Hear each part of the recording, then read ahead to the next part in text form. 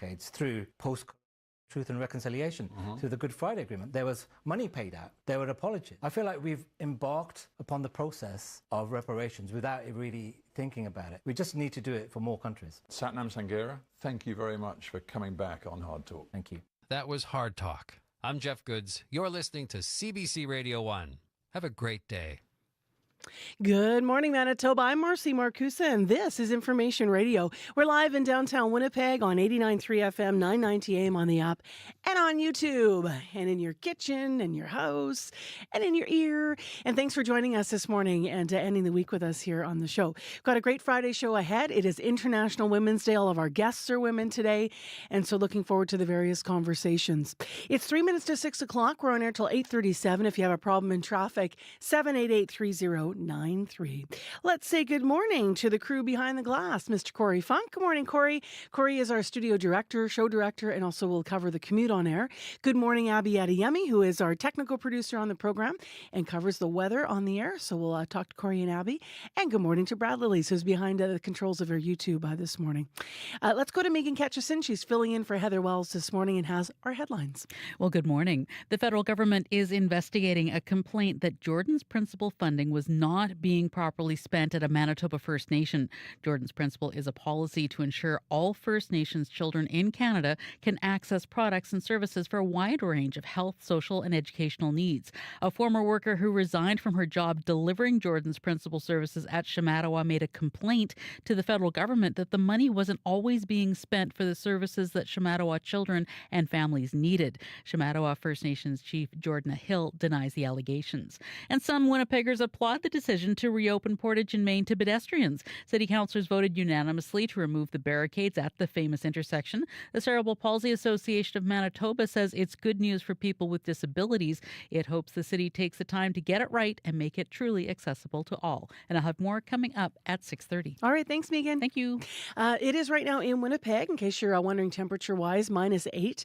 And we're going to be around, it's -10, and we're going to be at -8 for a daytime high today. It's mostly cloudy, so we'll see how we end the week. We're going to get warmer into early next week, so we will see some melting. Well, speaking of this weekend, spring forward, fall back. It is time for daylight savings time. We're going to hear from some school kids to hear how they have handled it in the past.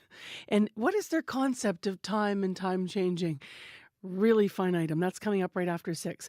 In addition, an investigation from CBC's Marketplace about driving instructors and some of the deep concerns about that in Ontario. On Cue with Tom Power. I think it was John Cleese who said something about true creativity is indistinguishable from play. Shayna Carroll is the co-choreographer and circus designer for the new Broadway musical Water for Elephants.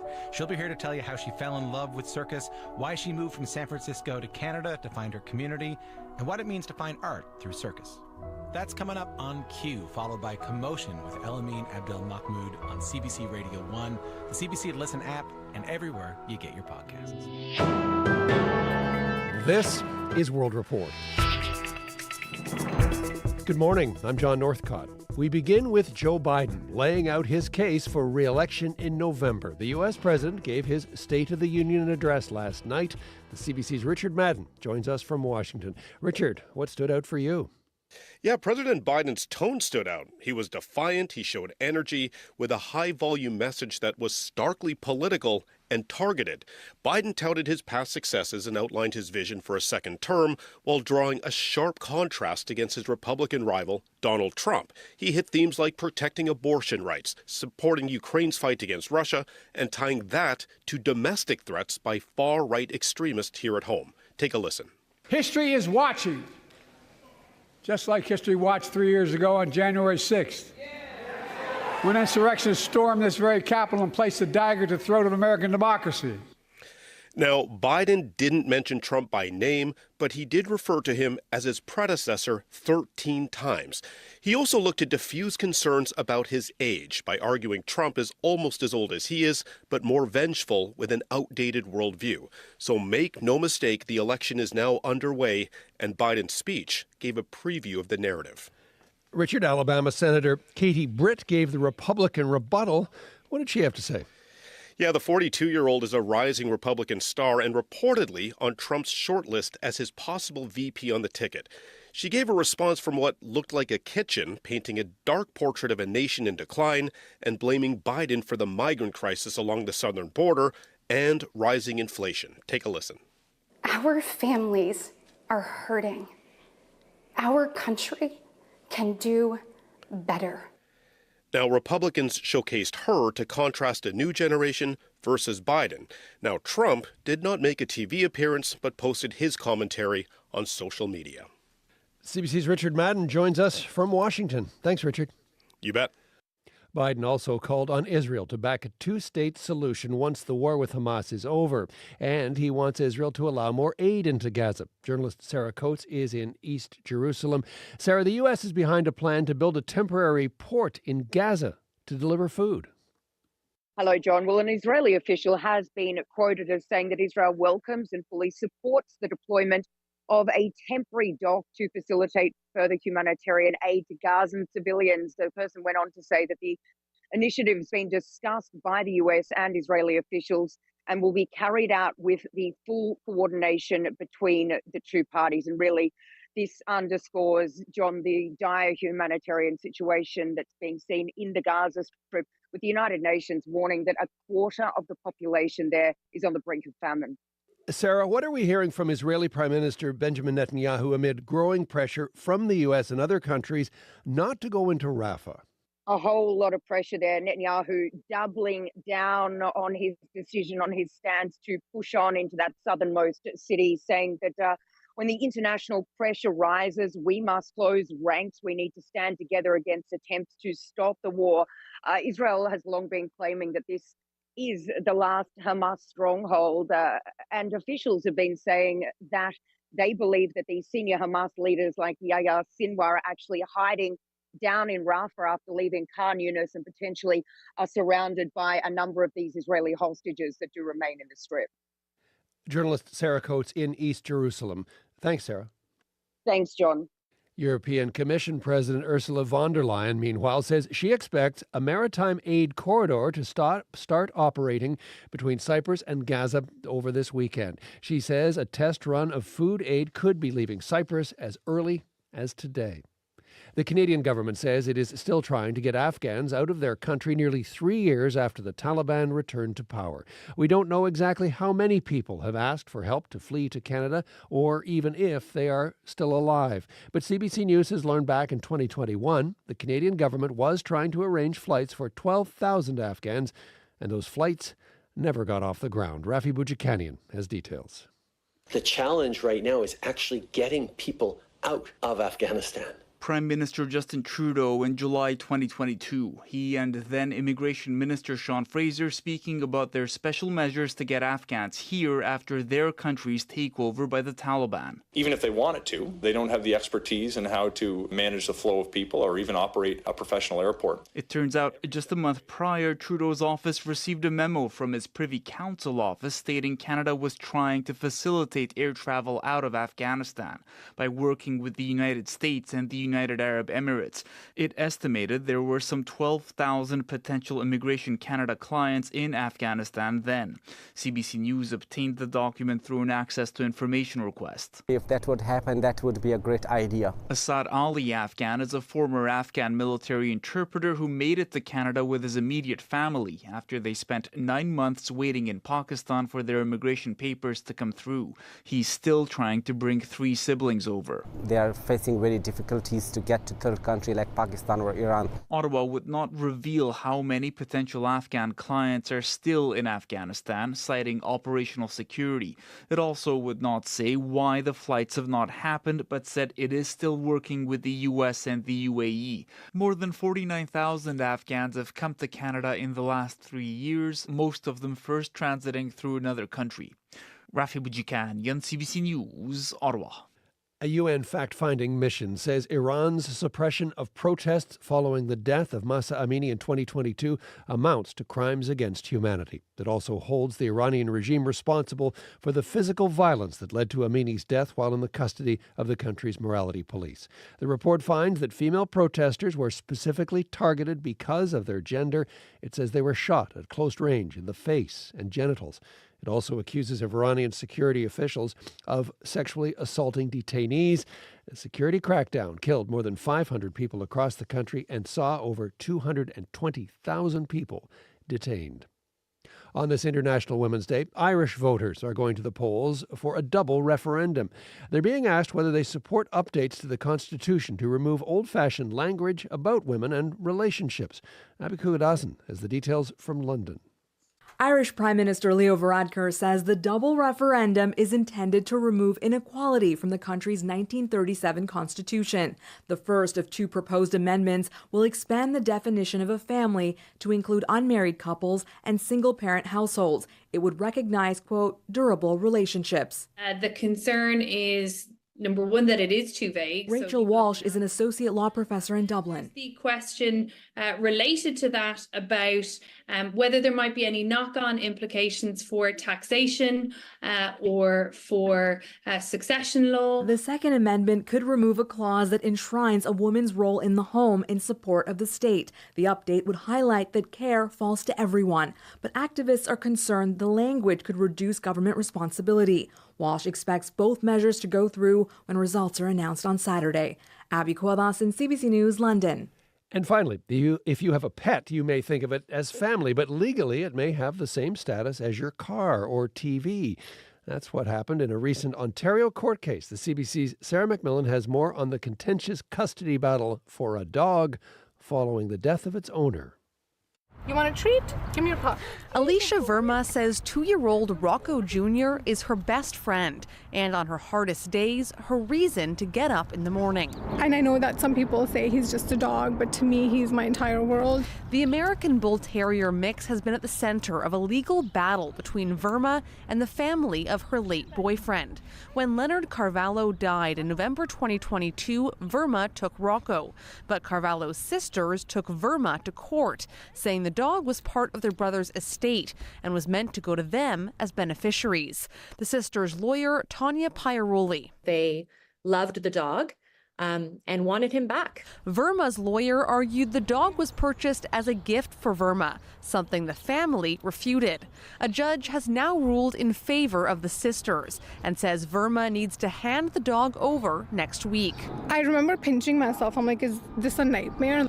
Verma's lawyer, Miranda Dessau, says the case is a sign that Ontario law should evolve from viewing pets as property. She points to British Columbia, where recent changes now differentiate companion animals from other property in divorces or separations. Most people, I think, that I've heard from, they don't view their pets the same as a table or a chair. As for Rocco Jr., Dessau and Verma say the fight is not over. They're appealing the recent decision. Good boy. Sarah McMillan, CBC News, Toronto.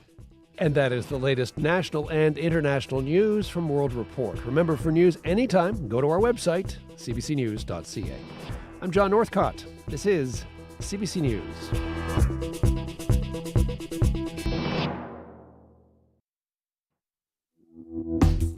Good morning, Manitoba, and hello, Winnipeg. I'm Marcy Marcusa. This is Information Radio, live downtown on 89.3 FM, 990 AM on the app or YouTube. Happy International Women's Day, everyone. It's -10 right now in Winnipeg. We'll get into more of the forecast in a moment. This hour on the program, coming up at 10 to 7, a group of Canadian researchers says that we have to stop breaking women's hearts at work. We'll talk to one of the researchers about cardiovascular health and how to reduce job-related stress for women. So stay tuned, that conversation coming up. You just heard Joe Biden actually in the State of the Union last night in the States. One of the things that he was talking about was committing to more research around women's health specifically. Part of the problem is we don't have data on our bodies and how they react to things. So it's just interesting tie-in. So cardiovascular health. But we begin with hearing from some cutie patootie kids about how they feel about daylight saving time coming up this weekend. So stay tuned. We'll have that on. Right now, let's go to Mr. Abby Adiemi. Actually, in a moment, I forgot about Megan Ketchison. Only because you're not in studio, Megs. Megan is in the in the newsroom this morning, filling in for Heather with our headlines. Well, good morning. Manitobans wanting to know if they've been vaccinated for measles are putting a strain on the public health information system. One woman with a young baby wanted to make sure her older children are up to date with their shots. Her children's healthcare provider told her to contact Manitoba Health, but she couldn't get through in the line and she was even kicked off. And 3 people are in hospital after being rescued from an apartment fire yesterday afternoon. Fire crews say several people were initially trapped in a 3-story apartment building along Yonge Street. When crews got there just after 1:30, they immediately launched into an attack. Several people had to be brought out using ladders. The fire was under control about a half an hour later, and no other injuries were reported. And we'll have more coming up at 6:30. Megan, you weighed in on our International Women's Day question. I did. We were asking what advice on Facebook. We put it up, and people can call too. What advice do you have, women and those who identify as women, for your younger self and for your future self? And your advice is 3 words. Yes, you can. Love that. All right, Yep. Megs, we'll talk to you through the morning. You bet. 6:12 is the time right now. And now Mr. Abby Adiemi is here with our forecast. How you doing this morning? I'm good this morning. Good morning, Winnipeg. As you start your day, or if you're sipping your tea, either that coffee or you're just gearing up for your daily activities, the current temperature in Winnipeg stands at a brisk minus 12 degrees. The city is under mostly cloudy skies, and today we're going to be seeing that light snow that would be making its exit later as the rush hour period starts, making room for clear skies. The forecast predicts a high of minus 8 degrees today, but a bit chilly this morning as we start your day. And if you're either going to be waiting for the bus or walk into your car, it might be chilly out there. The positive attitude will get you through the day. It certainly will. Now, how is it to run, though, is my question. Because I know, Corey Funk, when I was driving, there's still a lot of areas, of course, where it's the snow that's not fluffy, but there's enough of it that you kind of sink in and you stick. So Right. Yeah, and so the sidewalks on my way in were actually plowed the whole way on the sidewalk. Wow. So it was actually really good, a nice That's amount good. of grip. So it wasn't actually too bad. Yesterday, I was on the road just trying to kind of make my way down the tire treads. But today, actually, it was quite a lovely run in this morning through the West Broadway area. But in terms of the highways, they're also looking a lot better today as well. No closed highways this morning. Highway number 1 is being reported as bare all the way across the province, so that's good to hear, including the perimeter and other things like that. But in the city, no major issues. Besides, eastbound Notre Dame at Arlington got a call just earlier about a abandoned car. It's been there for 2 days. Jeff with a G called to let me know it's in the curb lane right at Arlington, eastbound Notre Dame, and that's catching some folks off guard. Keep left to get around that. That may cause some backups as traffic kind of starts to pick up for you. But if you see anything else going on out there, give me a call on the CBC commuter line. I'll let folks know what you're seeing, whether you're walking, biking, driving. Let me know. That number to call, 204-788-3093.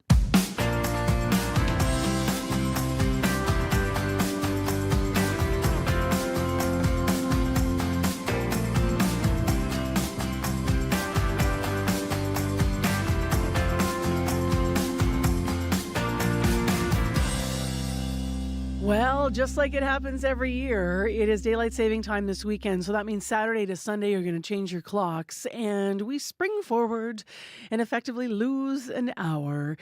Some people really love that because you're going to get more light, right? Some people really dread that because it just messes with routines. CBC's Jim Agapito had a chance to speak to some students at West Grove School in Winnipeg after the clock sprung forward last year. Now, some of the kids were not so keen on the change. This, I promise you, is worth a re-air to get our day started this morning. Have a listen. Daylight savings time. I'm curious, what do you guys think daylight savings time is? I honestly don't know. I think it's like basically like they're saving time by skipping it time ahead. A waste of time. It's basically instead of going back, it's bringing ahead a couple of hours. I was disappointed because I woke up in my clock set. Because when I woke up, because my parents had switched my clock, the one in my bedroom before I got into bed, so it told me the correct time. But when I went downstairs to my kitchen, it said 5. So then I was so unhappy because then I just went and laid in my bed till it was directly 7 o'clock. And then I was still disappointed, so I just went downstairs and watched television anyways. don't know because I have a watch, but I don't really know how to tell the time yet. My mom forgot to switch the times, so then when I woke up, all of the times were different. So then when it was in the nighttime, it said 5 o'clock, but it was like pitch dark. I felt so scared. Why do we do it? I don't know. I think to speed up days or whatever, kind of like that. Yeah. I'll just sleep in. I don't know. I don't know. I don't like I like it, but it's not that fun. I mean, I don't like it because sometimes you have to go to bed early and then it's still it's dark in the morning. But a couple before it's so light. But I also like it because it's not the same. I don't even know. It's probably because the sun changes its direction. Because it changes times because it's beginning to get warmer and lighter in the nighttime. I think we do it because most of the time the clocks get spoiled, so then we have to change the clocks. I see. You're right. I bet I'm the closest. Why do you think you're the closest? That's probably a weird question, Paisley. I don't know. You just got a feeling, Paisley? Yeah. Here's the next question. Where did that hour go? I don't know. It probably disappeared, went into the abyss of the deletion, and kind of on your phone. I can't even wake up when I wake up. I lose all my power when I wake up. I don't even want to go to school then. My mom yells at me to wake up, and then she has to come into my room and wake me up, shaking me,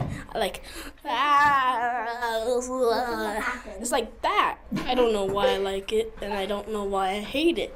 I think the hour just disappears, to be honest. I have no idea. Probably to outer space.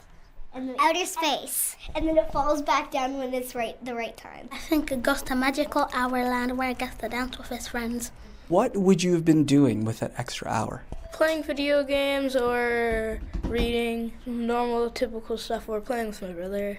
Today's the day you had to wake up early. How hard was that? It was not hard because I got woken up by my brother at 7 because I was sleeping peacefully, and then I could hear him from up the top floor, because he didn't get his his cocoa melon. Hard. I had to listen to my mom's alarm for a couple of minutes, but then my alarm went off after, so that woke up. It did not feel normal. It was fine because I already knew what happened, because my parents had told me before I got to bed that night. Nice. When I woke up, I was screaming. You were not screaming. I was. I was screaming in my head. When I noticed that the clocks were different since last time, I was so confused. Do you wish it was still what we call standard time? Probably not, because I just go with the clock told me. I don't know. Okay. I would probably like it at the standard time. Yeah. Honestly, yeah. I have to go to bed a lot earlier today, at 6:30. And then it's daylight savings. I have to go to bed an hour earlier. I'm almost crying right now talking about it. I like going to bed early. I don't want the extra hour back. Oh, I told you it was worth it. My faves. Where does the hour go? To magical land where it gets to dance with its friends. Or maybe it went into the abyss of the deletion. Of course, all of this daylight saving time is just to prolong the daylight hours that we have to enjoy. Not every province in Canada does this. Saskatchewan doesn't do this, but we do in Manitoba. So that was CBC's Jim Agapito speaking about it to Ethan, Ari, Mindy, Paisley, Finley, and Zachary. They're all students at West Grove School in Winnipeg, and that piece was an encore presentation. So the time that we do set the clocks ahead an hour is Sunday, early hours of Sunday morning at Winnipeg time, Central Time, 1 a.m. Communities in Focus is back. CBC wants to get to know the communities we serve a little better, and this time we're coming to St. Laurent. I'm Emily Brass. Join me March 11th to 15th and share the stories of your community. Let's find out what St. Laurent is all about. Communities Communities in Focus. Visit cbc.ca/Manitoba/community for more. Well, next on the show, new drivers are encouraged to take beginner driver education, or BDE, in many of Canada's provinces. But a CBC Marketplace investigation, you might have heard part of this on World Report this morning, is showing that there are a number of driving school instructors who are cheating the system. And it could potentially lead to more bad drivers on our roads, or those that aren't trained at all. Host Asha Tomlinson breaks down what the team uncovered and why it has some sounding the alarm. Good morning, Marcy. So as a starting point, tell us more about the new driver training program. Yeah, well, look, when you're starting out, you're encouraged to take this course. It's usually a mix of in-car and in-class lessons. There may be a test at the end, and once you've completed it all, you do get that BDE certificate and can get up to a 30% discount on car insurance, and you can take your driver's exam sooner. These time and insurance discounts are available in 7 provinces.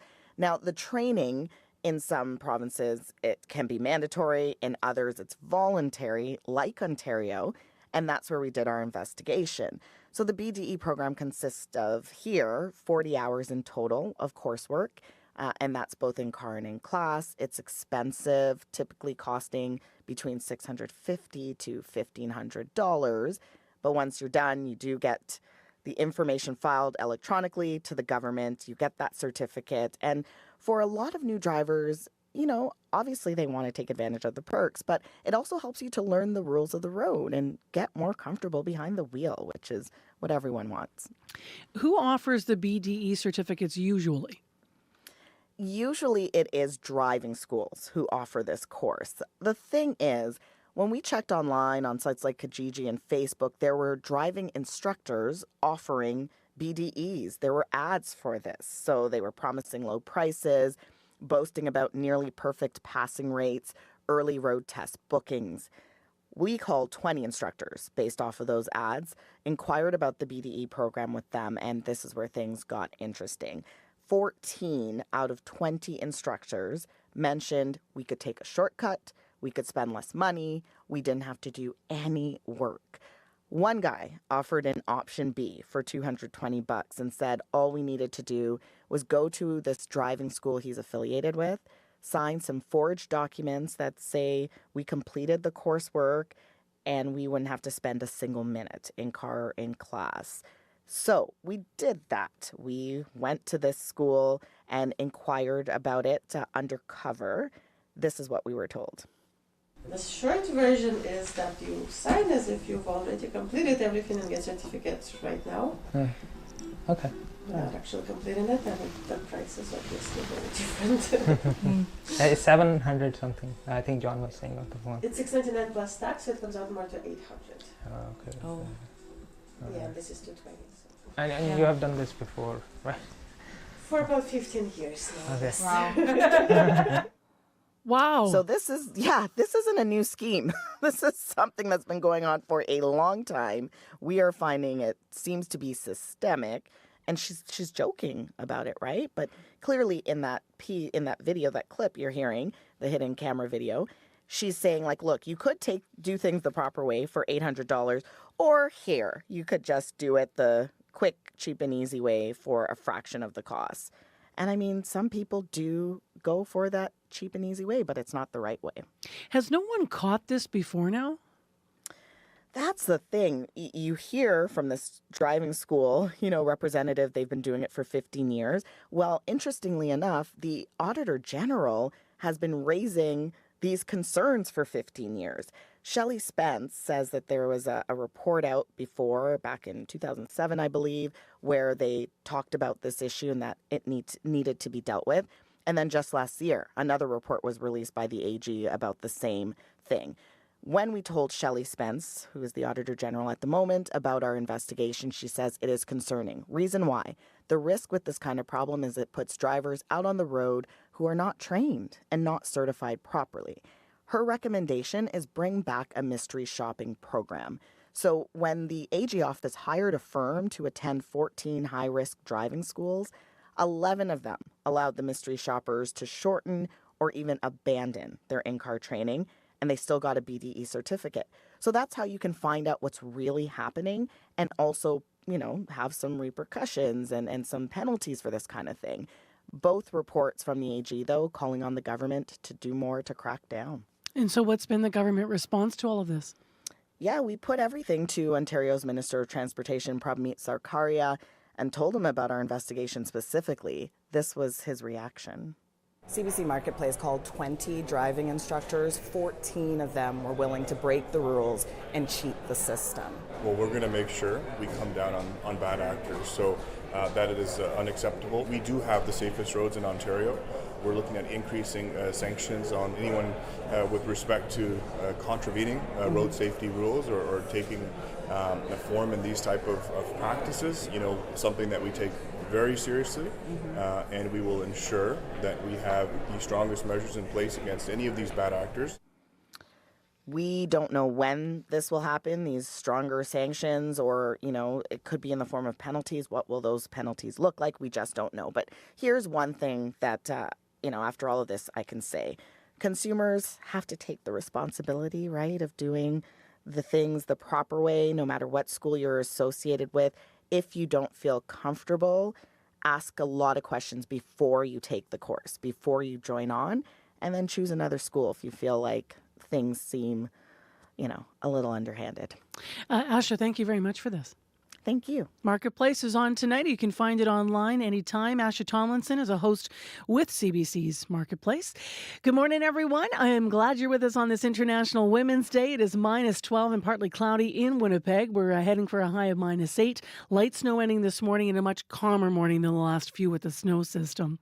Well, on this International Women's Day, the most nominated artist going into the Juno Awards later this month is a woman. So let's hear what she has to say through song. This is Charlotte Cardin and Feel Good.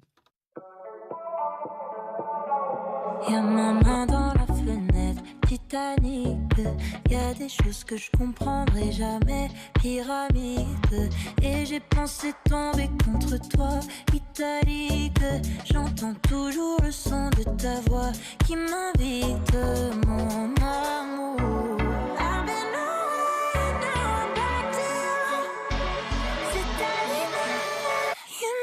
Feel good, la main sur ma taille, ensemble dans le taxi, c'est vraiment super sexy. You make me feel nice, frisson every time.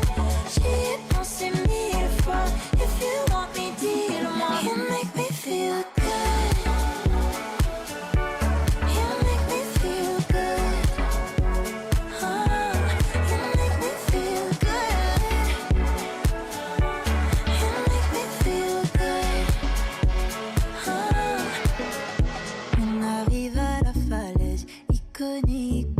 Plus y a danger, plus je me sens à l'aise, ironique. Et j'ai pensé mourir avec toi, si Anide. J'entends toujours le son de ta voix qui m'invite, mon amour. I've been away, now I'm back to you. C'est terminé. You make me feel good. La main sur ma taille, ensemble dans le taxi, c'est vraiment super sexy. You make me feel nice, frisson every time. J'y ai pensé 1000 fois, if you want me, dis-le-moi. You make me feel good. Charlotte Cardin and Feel Good. The most nominated artist at the Junos will be handed out later this month, March 24th. You can visit cbcmusic.ca for a list of 11 essential tracks from her. Coming up, we have business news. Canada's big CEOs are all of a sudden fighting with the country's big pension funds. We'll find out what that's all about after your CBC Winnipeg news. This is CBC News. Good morning. I'm Megan Ketchison in Winnipeg. At 6:30, it's partly cloudy and -14. Light snow ending this morning, and we're looking at a high of 8. The federal government is investigating a complaint that Jordan's principal funding was not being properly spent at a Manitoba First Nation. Jordan's principal is a policy to ensure all First Nations children in Canada can access products and services for a wide range of health, social, and educational needs. A former worker who resigned from her job delivering Jordan's principal services at Shamattawa made a complaint to the federal government. Janet Pitzel says the money wasn't always being spent on services that Shamattawa children and families need. I don't think they're going to be getting the services they should be. It's sad. It shouldn't happen in this day and age. Shamattawa First Nations Chief Jordan Hill denies that people in the community were not getting the services they need under Jordan's principle. Hill told CBC the allegations about the federal funds are being improperly spent are false. The Federal Indigenous Services Department confirms it's investigating, but would not comment on the allegations, citing privacy concerns. Manitobans' quest to find out if they're vaccinated for measles is putting a strain on the healthcare system. Megan Waters' baby daughter isn't yet eligible for her first dose of the measles vaccine. Waters wants to make sure her two older sons, who are 4 and 8, are up to date on their shots. Waters called her kid's health practitioner. They gave her the phone number for Manitoba Health. So I called that number. And then I clicked French because it's my first language, and then the line just kind of went dead. So I tried again and I clicked English, and then I got a new message saying that they were experiencing higher than normal call volumes and to try again later. The province says it expected a surge in requests. Reminders are being sent out to parents whose children are behind on their vaccines. 3 people are in hospital after being rescued from an apartment fire yesterday afternoon. Fire crews say several people were initially trapped in the 3-story apartment building along Yonge Street. When crews got there just after 1:30, they immediately launched into an interior attack and several people were brought out using ladders. The fire was under control a half an hour later and no other injuries were reported. A vigil was held in the Ottawa community of Bearhaven Thursday night to remember the 6 people, 4 of them children, found murdered in a neighborhood home.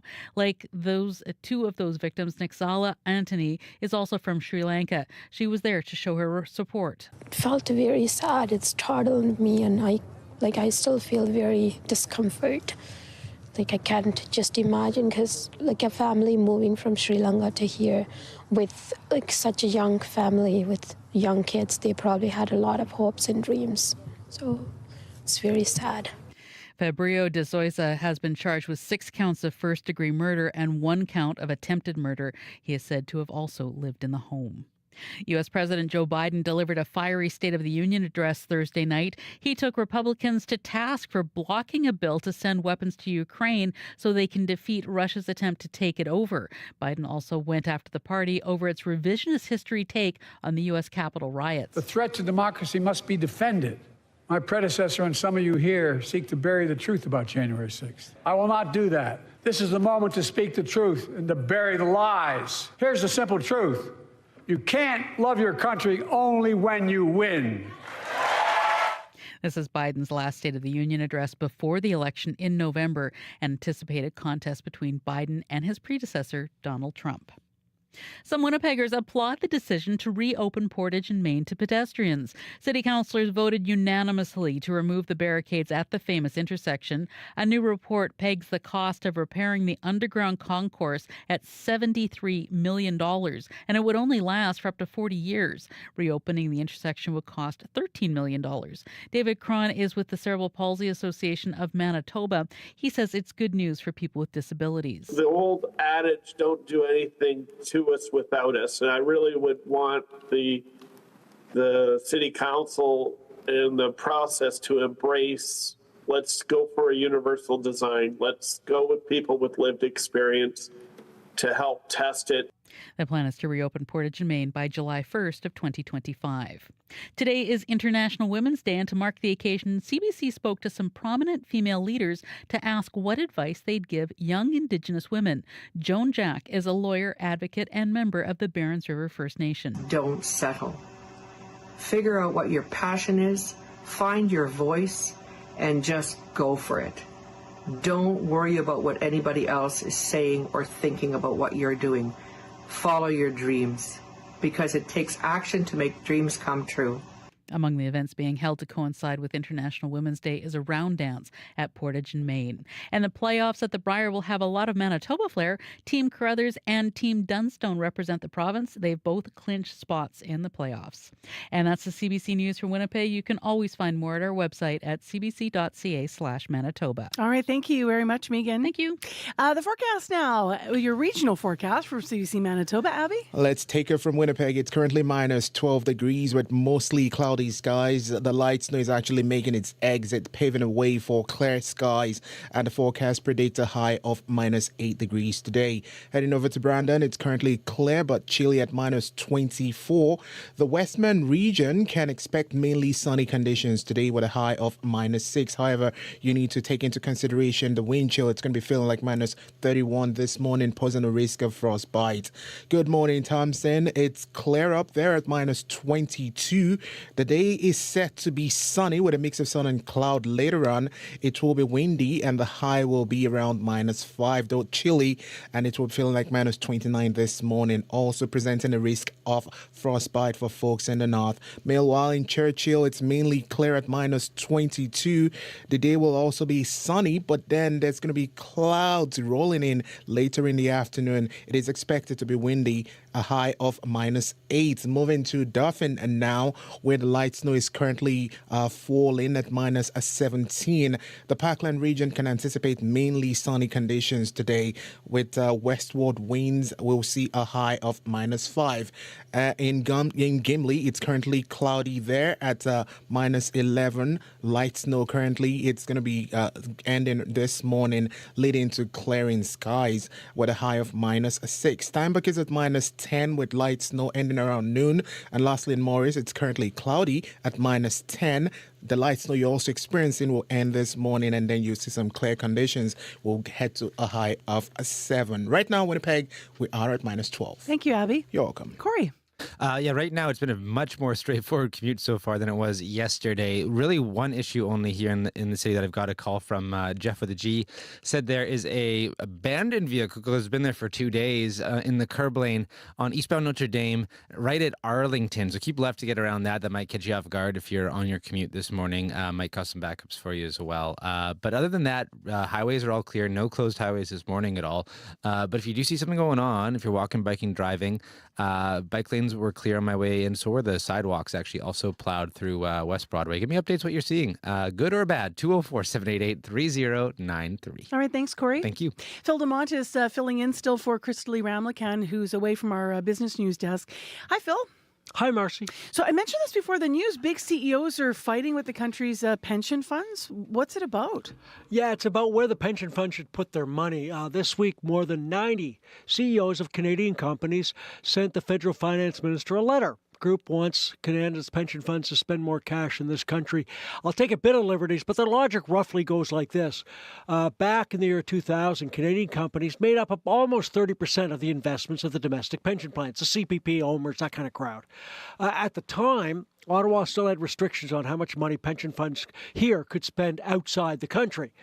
So there was the government got rid of the cap in 2004. Now the amount of money or the amount of investment in Canada for the Canadian pension plans is about 4%. So it went down from 30%. Now part of that's because the plans all got bigger and the numbers just went that way.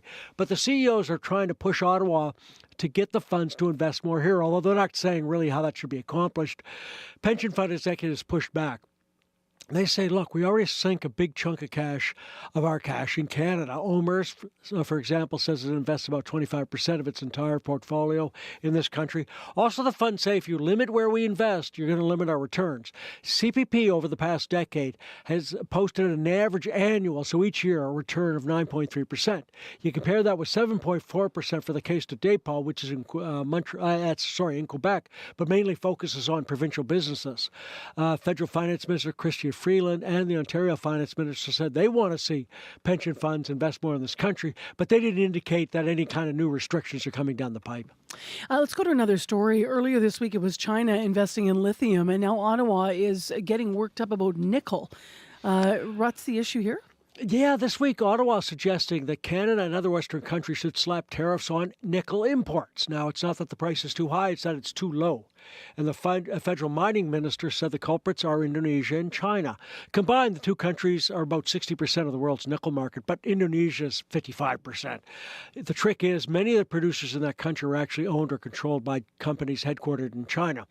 Ottawa's concern is that the two countries are artificially sinking global nickel prices in order to keep other players from entering the market. Prices too low, I'm not coming in. Since April 2023, spot prices for nickel down 30%. If you go back 2 years, it's down 80%. This hurts Canada, which produces almost 5% of the world's nickel. Now, a tariff would increase prices for companies, ultimately Canadian consumers, because nickel's a big component of rechargeable batteries, hybrid vehicle batteries, that kind of stuff. But it would make our producers more competitive in the Canadian market. But it also isn't just a case of commodity dumping. I've seen those in the past, various situations. Ottawa says China has manipulated mineral markets in the past to gain a longer-term advantage. So in 2023, country restricted the exports of gallium and germanium.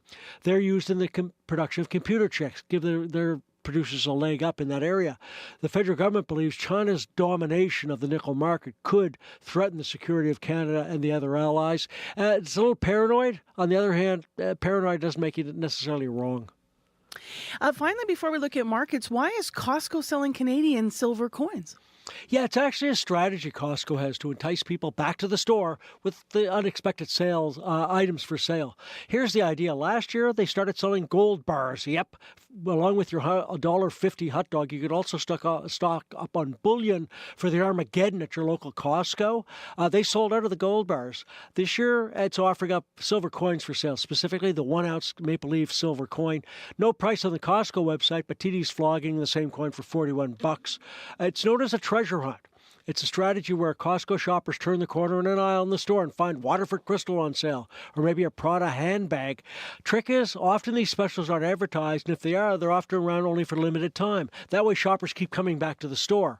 Think of winners. People go in because they might finally find that pair of Lululemon pants on sale for the ultra low price. Same strategy. In the case of silver coins, many people might not feel comfortable going to the Canadian Mint to buy the coins or that kind of outlet. But with Costco, you can return your mother and get your money back. So with that robust policy, they're kind of comfortable with that. So if they make a mistake buying a silver coin, they can take it back. Don't return your mother. It's International Women's Day. For shame. Oh, sorry.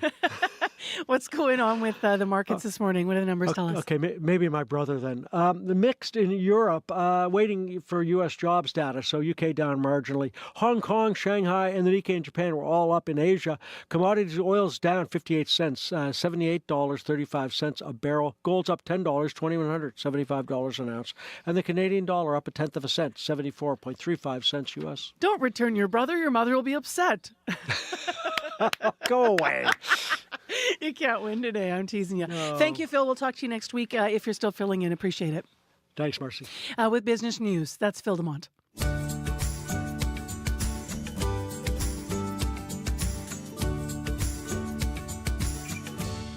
Well, as I mentioned, it is International Women's Day. We have all of our guests are women today, and we have special coverage.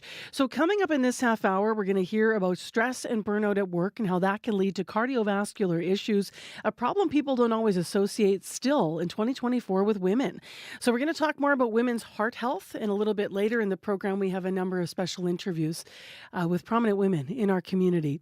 It is -12 in the city of Winnipeg. It is partly cloudy, and the high is -8. Now, we asked you on Facebook, and we're hoping this will prompt you to call us. What advice, women and those who identify as women, what advice do you have for your younger self and for your future self?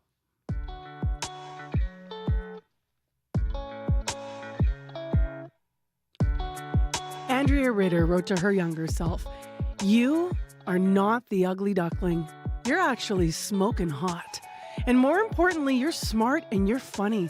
And if people in your life don't see all of that love, get new people."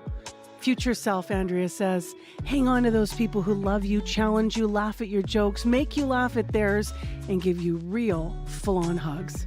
You're going to need them. Jojo Picoco wrote, "Younger self, if you really want kids, don't wait. But if you do not want kids, make sure you have work-life balance." Future self, spend that money, girl. You have no one to leave it to. Other people writing in this morning, Squirrely Q saying, "You are are fantastic. Right now, you will be in the future too. You were in the past, but right now, you are fantastic. And my girl, you hold up and literally birth to the world, but you don't have to actually hold it up all the time. Sometimes others will be doing the holding, and that's good. Kim Coghill, good morning, Kim. Happy International Women's Day. Kim used to direct the show here and work with us in other capacities. She says, find a mentor. People would ask me for advice all the time, but it never occurred to me to do the same. And finally, Valley Marco writing in this morning, stand up for what's right and don't settle. That's Valley talking to her younger self. Surround yourself with positive people, cherish your true friends, and don't ever accept being demeaned by anyone. Be comfortable and don't feel obligated or guilty to say no. To my future self, keep fit, have adventures, and live your best life. I love these. We're getting so many comments. We've got lots to go through, and we'll get them on through the show. Call us, women and those who identify as women, on this International Women's Day. What advice do you have for your younger self and your future self? 788-3205. Comment in the YouTube section on our channel this morning that's streaming. Morning, everybody. Or write to us on Facebook. It's on my Marcy Marcusa page. Stay with CBC. Well, we have music this morning from Cassidy Mann. It's from her 2022 EP, If It's Not Forever. From Manitoba, this tune is called Since I Met You. Tell me again how you remember that moment we had. Back in November, you pulled me in close. There in the subway, I cried like a baby. Drunk off a bubbly, you said you wouldn't forget. I keep wondering what that meant.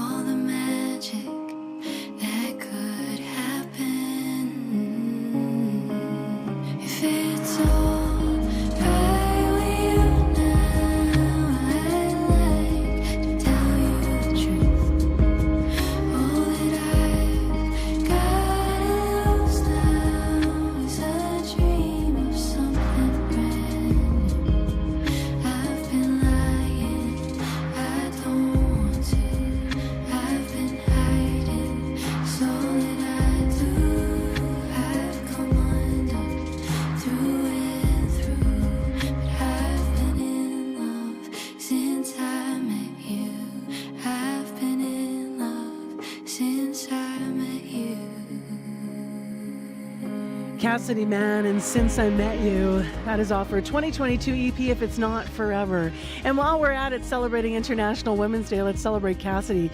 This week, Cassidy Mann was named to the Manitoba Music Team. She's the Indigenous Music Development Coordinator, hailing herself from Saging First Nation. Congratulations, and thanks for the music. It's 9 minutes to 7 o'clock now on 89.3 FM, 990 AM on the app or on YouTube. And coming up next on the program, let's talk about women's health. We spend a lot of our waking hours at work, and job stress can have a real impact on our cardiovascular health. In a recent article written for The Conversation called Stop Breaking Women's Hearts at Work, a group of Canadian researchers highlights how this affects women in particular when it comes to workplace health. So the authors write that, quote, women in equity-deserving groups have been compared to the canary in the coal mine. Joining me now to talk about this is one of the authors of the piece. Shannon Grant is a registered dietitian and associate professor at Mount Sinai Vincent University. Good morning. Hello. Happy International Women's Day. To you as well. Thank you for being on. So can you explain the canary in the coal mine analogy? Absolutely. So that analogy is used frequently by people working in this area in terms of women's health. And also women and equity-deserving groups. We've been compared to the canary in the mine because canaries were traditionally used in coal mines to detect the presence of carbon monoxide, which is a toxin. The bird would die before the miners got sick, and therefore it gave them time to act and get out and save themselves. So several psychologists, including Dr. Lader, have written about this, noting that no one ever declared that the canaries needed to be more resilient or do more self-care to be less susceptible to the carbon monoxide. That almost sounds ridiculous, but we still continue to do this to women in the workplace when they come to, managers complaining of stress or various other forms of stress. They're told to do better self-care, maybe to take a yoga class, and that is not the solution. We have to be aware that this is a multifactorial environmental issue that we all need to work on together. Great comparison. What kind of risks specifically are associated with poor cardiovascular health in women? Right. So we do know that there's, of course, the more traditional things that people think of. So like lifestyle choices, right? So we're told, okay, make better choices when it comes to your intake, move more, those types of messages we get. Much more complex than that. And we do have to have an environment that supports that. So if you don't have an environment that supports that, which is, too long work hours, not enough breaks, not enough vacation, that kind of thing, that can play into that. But we also know that in general, research shows that women are higher risk than for burnout, psychological, emotional, physical stress in the workplace compared to their male counterparts. It ties into gender roles, sexism, racism, ageism, and we also see that women experience more gender-based violence, not just physical, but also bullying, assumptions about their gender roles, and higher cognitive, administrative, and emotional workload in and out of work compared to their male counterparts. So all those factors do play into stress. It kind of makes sense. And we do know that stress can increase risk for heart disease. Why are women more likely to face more stress at work? It ties into multifactorial. So I'm talking about embedded social concepts such as sexism. They're big, misogyny, but and it ties into some of the other examples I gave you before. So things like gender-based violence, workload, so more administrative I can give you an example from my own workplace. So as an academic, one of the things that we tend to do is service. We know that women in academia are expected to and often take on more service roles, more administrative roles, and are expected to in many cases. And this only is more so when you bring in some of the other factors such as race and various other identities that tend to bring you to be asked to sit on more committees and provide more feedback and that kind of thing. The more administrative roles is interesting because I think that is still something that gets waved off somehow in workplaces. Like those are the details, and there's some other magical people making the quote unquote big decisions behind closed doors. And I don't think the weight of the work is respected equally. And then the brunt of that work, if you look at who's in those administrative roles, is women. And then that is, causing stress. What would you say to employers to improve the situation at work? I think that's a great question. And I do think first just starting to think about what you just described and challenging our assumptions is a good place to start. But then to make it move into action, there is extensive research that gives us support in that. And so we did summarize 7 key recommendations that have come from the literature. Various researchers across the world have done work on this to support it. So flexible hours is a big one. We know that inflexible work schedules deeply impact the stress for women and their families, and that the stress is transmitted to their children if this is not done in a supportive, flexible way. Flexible hybrid models, we've done better since the pandemic, but we have to do this in a very thoughtful way, ensuring that there's no, one is better than the other. So, for example, people that work, we don't want to have environments where they're treated better because they're in the workplace, whereas other people are at home. I know you have 5 more and I have a minute, so I want to make sure you get through them. So what are they? No problem. Psychological safety, so people can speak up, share their opinions, beyond mandatory benefits, get some additional benefits in there for people, having programs available for health promotion, providing collective and collaborative conflict resolution strategies like mediation rather than discipline, and then committing to anti-racist, anti-ism policy and procedure protocols that are more inclusive. And so there is some detail in the article on how to make those happen, and they link to various other resources that can help you with that. And I do encourage people to check them out. And what an interesting article. I mean, we haven't even touched the fact that you talk about that women apologize more in the workplace. Just so many interesting things to elaborate on here. It'll start conversations through the day. Happy International Women's Day, and thank you for being on. Thank you so much. Shannon Grant, she's a registered dietitian. She's associate professor at Mount Sinai University. We reached her this morning in Halifax. She wrote an article, a recent article called Stop Breaking Women's Hearts at Work. She's one of the authors of the piece.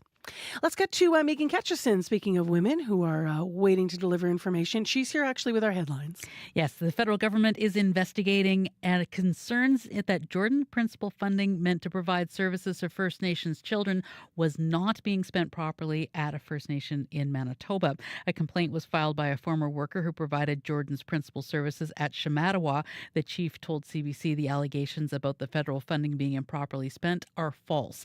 And Manitobans' quest to find out if they're vaccinated for measles is putting a strain on the healthcare system. One woman tried to find out if her children were up to date on their shots, and she couldn't get through on the Manitoba Health Line. And we'll have more at 7:30. Thanks, Meeks. Thank you. Minus 12 in the city, a high of minus 8. Light snow ending this morning in Winnipeg. Traffic not bad this morning. 788-3093. Regular conditions. You'll still see crews out there cleaning up, especially in Brandon, so beware of that. Coming up in the program, all our guests are women, including Dr. Jen Gunter. She's in Winnipeg to launch her latest book. She's from the generation that refuses to be silenced about our periods. She's written a number of bestsellers. We're going to have her in studio. Also in studio, Mary Scott. She's been advocating for women's rights in Manitoba for much of her 85 years. And then coming up at 10 to 8, Kathy Merrick, the Grand Chief of the Assembly of Manitoba Chiefs, will talk about events planned in Winnipeg today. Today on The Current. I'm Duncan McHugh. 2024 is being called the year of the election, with 40 countries going to the polls. It's also feeling like the year of AI disinformation, with more fake videos and photos than ever. Asking questions, they say, is going to be key as AI gets better at distorting reality. How to check what's real, coming up on The Current. The Current, this morning at 8:37, 9:07 in Newfoundland, and on the CBC Listen app. This is World Report. Good morning. I'm John Northcott. The Canadian government says it is still trying to get Afghans out of their country nearly 3 years after the Taliban returned to power. We don't know exactly how many people have asked for help to flee to Canada, and we don't know how many of them are even still alive. But CBC News has learned back in 2022 the Canadian government was trying to arrange flights for 12,000 Afghans, and those flights never got off the ground. Rafi Boudjikanian has the details. The challenge right now is actually getting people out of Afghanistan. Prime Minister Justin Trudeau in July 2022. He and then Immigration Minister Sean Fraser speaking about their special measures to get Afghans here after their country's takeover by the Taliban. Even if they wanted to, they don't have the expertise in how to manage the flow of people or even operate a professional airport. It turns out just a month prior, Trudeau's office received a memo from his Privy Council office stating Canada was trying to facilitate air travel out of Afghanistan by working with the United States and the United Arab Emirates. It estimated there were some 12,000 potential Immigration Canada clients in Afghanistan then. CBC News obtained the document through an access to information request. If that would happen, that would be a great idea. Asad Ali Afghan is a former Afghan military interpreter who made it to Canada with his immediate family after they spent 9 months waiting in Pakistan for their immigration papers to come through. He's still trying to bring 3 siblings over. They are facing very difficulties to get to third country like Pakistan or Iran. Ottawa would not reveal how many potential Afghan clients are still in Afghanistan, citing operational security. It also would not say why the flights have not happened, but said it is still working with the US and the UAE. More than 49,000 Afghans have come to Canada in the last 3 years, most of them first transiting through another country. Rafi Boudjikanian, CBC News, Ottawa. A new international effort is about to bring some relief to the people of Gaza by sea. The United States, the European Union, the UK, and the UAE are establishing a sea corridor to deliver life-saving food and supplies. European Commission President Ursula von der Leyen says the humanitarian aid is there. The difficulty is getting it to people. The key challenge is to get the aid to the people on the ground in Gaza. And we know the difficulties faced at the land borders in Gaza, be it through the Rafah border crossing or through the Jordan Road corridor. Von der Leyen says the new route will be tested out today. The corridor should open this weekend. This follows an announcement from the United States yesterday. It plans on building a port in Gaza to help deliver aid. CBC's senior international correspondent Margaret Evans is in occupied East Jerusalem this morning, speaking to people on their way to the last Friday prayers before Ramadan. Margaret, what are you hearing from them? Well, as you might imagine, John, it's a fairly dark time for Palestinians. This, of course, we're talking just ahead of the start of the holy month of Ramadan. People were coming to the Old City to prayer. Very heavy Israeli security presence. Younger Palestinian men not being allowed to go in to pray at the Aqsa Mosque. People talked about feeling unable to really feel celebratory about Ramadan because of what's happening. And of course, there was a lot of talk in the lead up to Ramadan of potentially a ceasefire, a temporary ceasefire being agreed to between Hamas and Israel. So far, that still hasn't happened. Margaret, how are people reacting to news that humanitarian aid will start being delivered to Gaza by sea? Yeah, I mean, John, people were really confused by the idea of it. I mean, we were seeing from the European Commission statements saying that they're hoping that this kind of sea corridor from Cyprus to Gaza might even begin as early as this weekend. But it's not clear, how the aid gets to shore, how it would be distributed when it's on shore. The Americans are saying they're going to be in charge of building a floating pier and that could take some time. So a lot of confusion. And the people that I spoke to here in occupied East Jerusalem said, look, we don't trust anything that the Americans are involved in. They think that the Americans side firmly in favor of Israel, and that if America really wanted aid to get into Gaza quickly, they'd just simply put more pressure on the Israelis to open the land corridors. That's what would be happening now. The CBC's senior international correspondent Margaret Evans in the Old City of Jerusalem. Thanks, Margaret. You're welcome, John. Meanwhile, Joe Biden is starting to roll out his case for a second term. The U.S. president delivering his State of the Union address last night in Washington. Biden is out to prove the naysayers wrong and show that he can handle another 4 years. To do that, he'll have to defeat Donald Trump for a second time. Paul Hunter has more from Washington. Mr. Speaker, the President of the United States. The worry among Democrats was that somehow Joe Biden, increasingly knocked for his age at 81, would stumble, lose his way, trip up. In his State of the Union address, he did not, quelling fears on that issue, at least for now. And this being an election year, with his presumed opponent Donald Trump ahead in many polls, Biden, though never mentioning Trump by name, took on the former president multiple times. On Trump's election denialism and the attempted insurrection on Capitol Hill. My predecessor and some of you here seek to bury the truth about January 6th. Here's the simple truth. You can't love your country only when you win. And on Trump's positions on immigrants. I will not demonize immigrants saying they are poison in the blood of our country. I will not ban people because of their faith.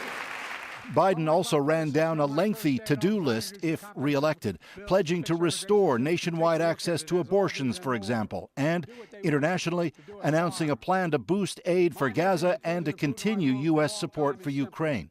We will not walk away. All of it, words sure to be echoed on the campaign trail by Biden, with the Biden-Trump rematch now effectively underway. Paul Hunter, CBC News, Washington. Leaders in Nigeria are promising they will do everything they can to find 287 abducted school kids and bring them home.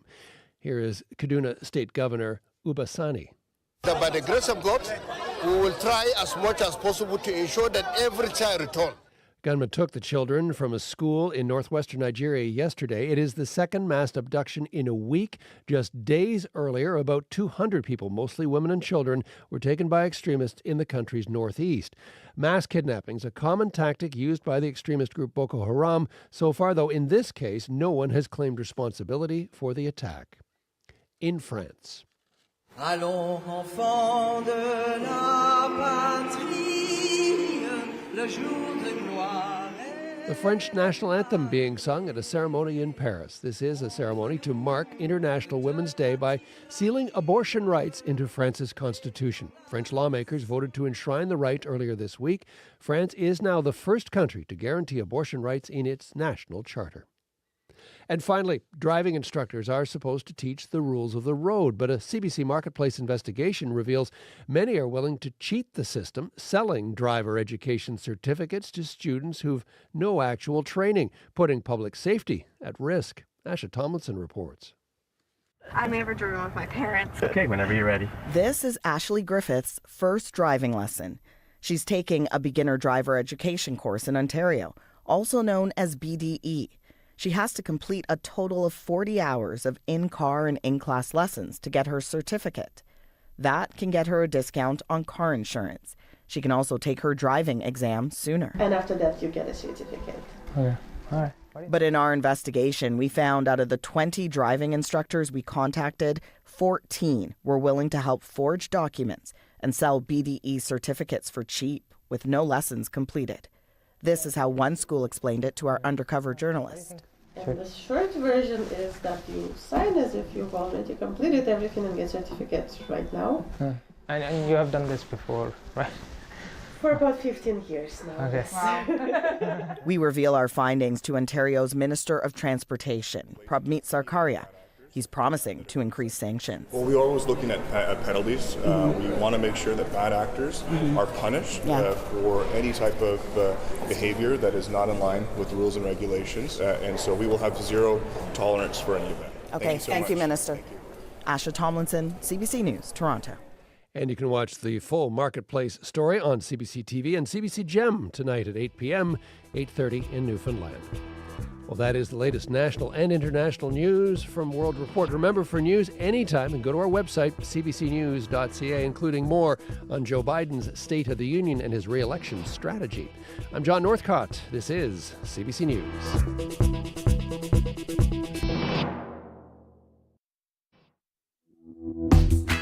Good morning, Manitoba. I'm Marcy Marcusa. This is Information Radio live in downtown Winnipeg on 89.3, 990 AM, the app, the YouTube, we're everywhere on this International Women's Day.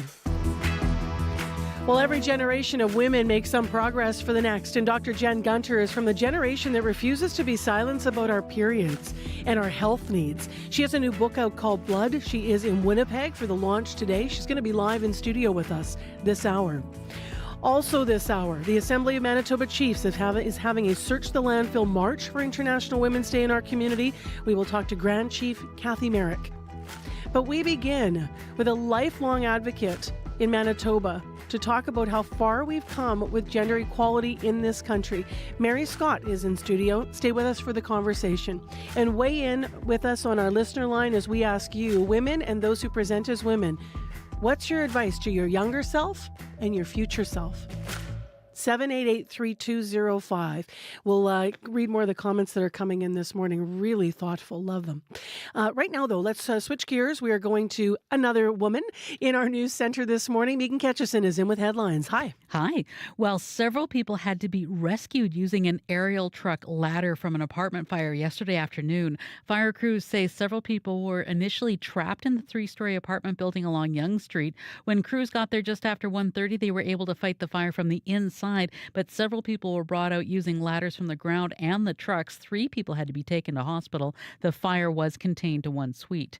And Manitobans looking to find out if they're up to date with their measles shots are putting a strain on the health information system. One woman tells CBC she tried calling Manitoba Health several times but was kicked off the line.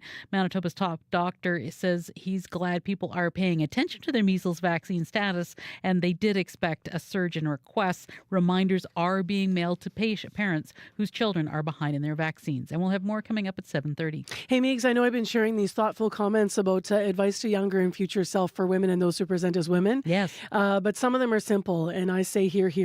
Pamper your... Lori Gide wrote in, pamper yourself with buttered popcorn. Ooh, yeah. Yeah, I can get behind that. All right, let's get into the forecast here today. Abby Adeyemi is here with our details. Good morning. Once again, it's a brisk -14 in Winnipeg with an overcast. As the light snow gracefully ends, we'll see clear skies, a high of -8. The winds will be light today. Tonight, you should expect a quiet night with few clouds, and then the temperatures is going to be deep into -18. In Brandon, it's currently -23, mainly clear. Thompson is at -24 and Churchill is at -21. Thank you very much, Abby. You're so, welcome. as Abby said, a calmer day today. What about in the drive? Oh, yeah, drive's looking good. That's you, Corey. That's me. Whoa. We're on a roll today. It must be the morning Friday. or something. Yeah, you know what? Drive is looking okay so far. A couple of things to keep an eye out for out there. Waverly and Lakecrest, the lights are flashing red right now, so you want to treat that as a 4-way stop. Signal crews are on the way, says the city.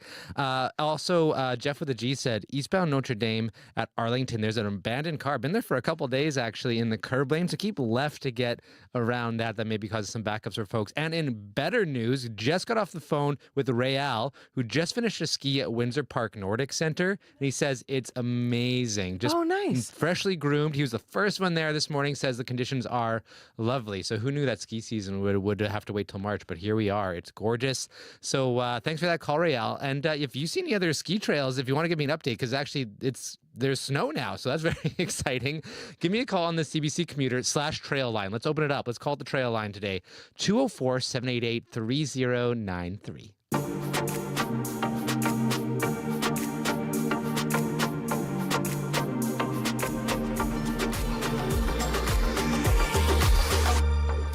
Well, it's 7:14 a.m. on your Friday morning, and as we celebrate International Women's Day, we wanted to take some time to look at where we are with gender equality and what work still needs to be done. Mary Scott has been advocating for women's rights for much of her 85 years. Amongst the multitudes of community work she has done, she co-founded the International Institute for Women's Rights Manitoba and was a delegate with the United Nations World Conference on Women. Mary is also the recipient of the Governor General's Award in commemoration of the Persons case, and I'm just so pleased and honored to have you in studio, Mary. Thank you for being here. I'm just delighted to be here. When I had the invitation, I thought, why me? And then, I thought, it's not so much about me, it's about the voices of all the women of the world. And I think sharing and congratulating and acknowledging this contribution. I mean, International Women's Day has been around now for over a century. And you think of those early women who were advocating, really coming from labor, in New York and the stressful and really very difficult working conditions that they were dealing with. There was a fire in New York, and the workers, the garment workers, had been locked in, so died. And so working conditions for women were just really dismal. And so they started to say, this isn't right. And so changes started to happen, and women started to speak up. And even 100 years ago, when you think about labor rights, to think locally about what's happening in Winnipeg during the strike, we leaned into some of those women's stories in a podcast we did about it. It was the women who were feeding the workers. It was the women actually that were on the phone lines that were some of the first to say here in Winnipeg that they were fighting for conditions. They didn't have the same positions as men 100 years ago to have their voices heard in that way. They weren't the leaders yet. But they were still fighting, rising up.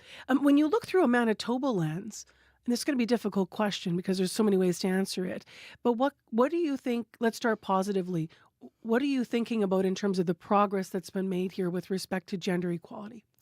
I think that the progress definitely has been, nobody's going to give it to women. They're not just going to say, oh, yeah, this isn't right, and then we're going to make the changes. It has been the strength of women. Nellie McClung and those early feminists who advocated for equality in terms of labor. But I think what I'm seeing now is the diversity. Hands off to the Indigenous women of color. Now when I go out and I'm part of a group, I really see young women in positions of influence. And I think this is really a very positive move. I do see, and they talk about this, and I didn't quite know what they meant, something called the glass cliff. Not so much the glass ceiling now holding women back, but the glass cliff. And what they have found with research, and I think it's happening here as well, has been that women do make that progress, but then when they are asked or they are qualified and they meet the standard and the expectation, and so they're hired to do the very senior positions, that's when they're usually asked to take over a disastrous situation. And that's called the glass cliff. And so women are not necessarily, when they do reach that senior position, they're dealt with very, very challenging situations. And I kind of thought of our former premier, Heather Stephenson? Mm-hmm. Yeah, and Heather Stephenson, and asked to take over the party when it was already really a challenging situation for her. Kim Campbell was a comparison at the federal scene years ago, of course, in the same vein, and that offer wouldn't have come to women when you look at just the world of politics earlier. There's lots of research to support that. Yeah, actually, and then also it's interesting to see sort of women deciding to when they get to that place, feeling like somehow obligated to do it too. Yeah, exactly. Because you do want to do that bigger position potentially, or women might want to, but then also trying to weigh, is this the right time for me? Or, it's an interesting time. It is.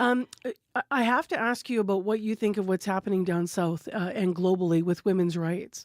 I think it's terrible. I think if I was living down there, I'd move. Or I'd certainly be advocating for making changes and being able to provide the healthcare services, abortion services. I mean, it's real. There's no organized childcare, no government-sponsored, supported childcare. I mean, I just really feel there's a major problems for women in the United States, and I think that hopefully it will influence the election. What is the biggest threat to women's rights worldwide, do you think? the war industry. I'm delighted to see that there's going to be a Women for Peace caravan coming across Canada, starting in BC. I really think that the tragic situations that are happening, and yeah, of course it's Palestine, Israel, but also in other parts of the world, the Ukraine, Congo, it's a very fighting armed conflict. The way the defense industry is set up and the wars, it's the destruction, the effect on women and families is, I think that's, we've got to look at women, supporting women's voices and human rights defenders. What's the role of men when it comes to gender equality in your view? Well, of course, it's, the story of how I got here was because my husband drove me. And, the support of men and in so many ways does make a big difference. I grew up in a household with two brothers, and how to approach and bring on men, because women can't do it alone, for sure.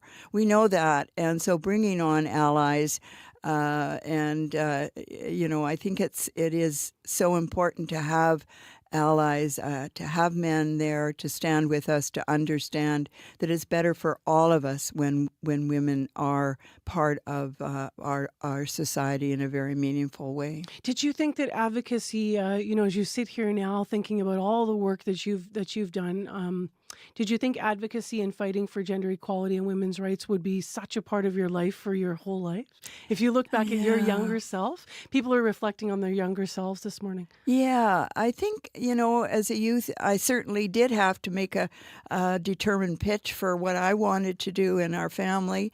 And I think, though, that appreciating everybody for their strengths, and realizing that, I had something to contribute, and I did have an education, and I could do things. So I really had a way of, I guess, persuading and influencing and saying, listen, I've got the credentials, I can do this, and accepting the fact that, I did have some way of being able to bring in others and recognizing the inequalities that are out there and continue to be out there.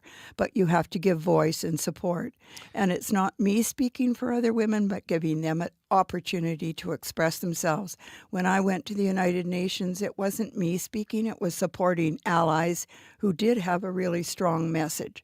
So it's not about any one person, it's about the group and being able to give them an opportunity to express their needs and their lives. Just as a last question for you, Mary, here in Manitoba, what do you think needs to be improved? If you could, I don't know if you can synthesize that. Yeah, I guess having that global awareness. We're dealing now with a future where the environment is going to affect all of us.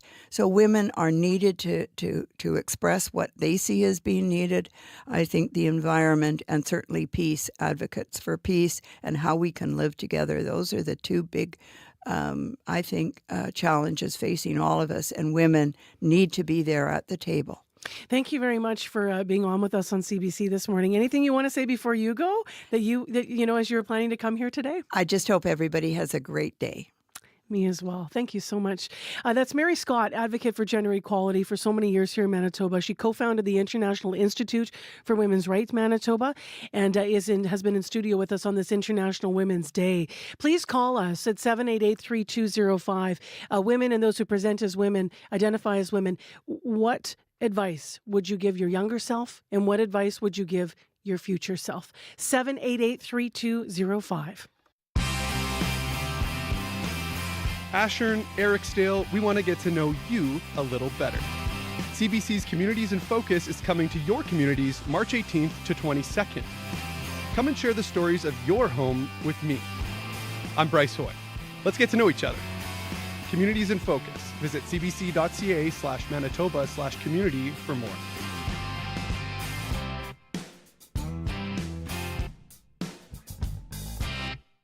7:24 a.m. is the time right now. I'm Marcy Marcuso. You are listening to CBC on this International Women's Day, or you might be watching on YouTube. Really excited about our guests this morning.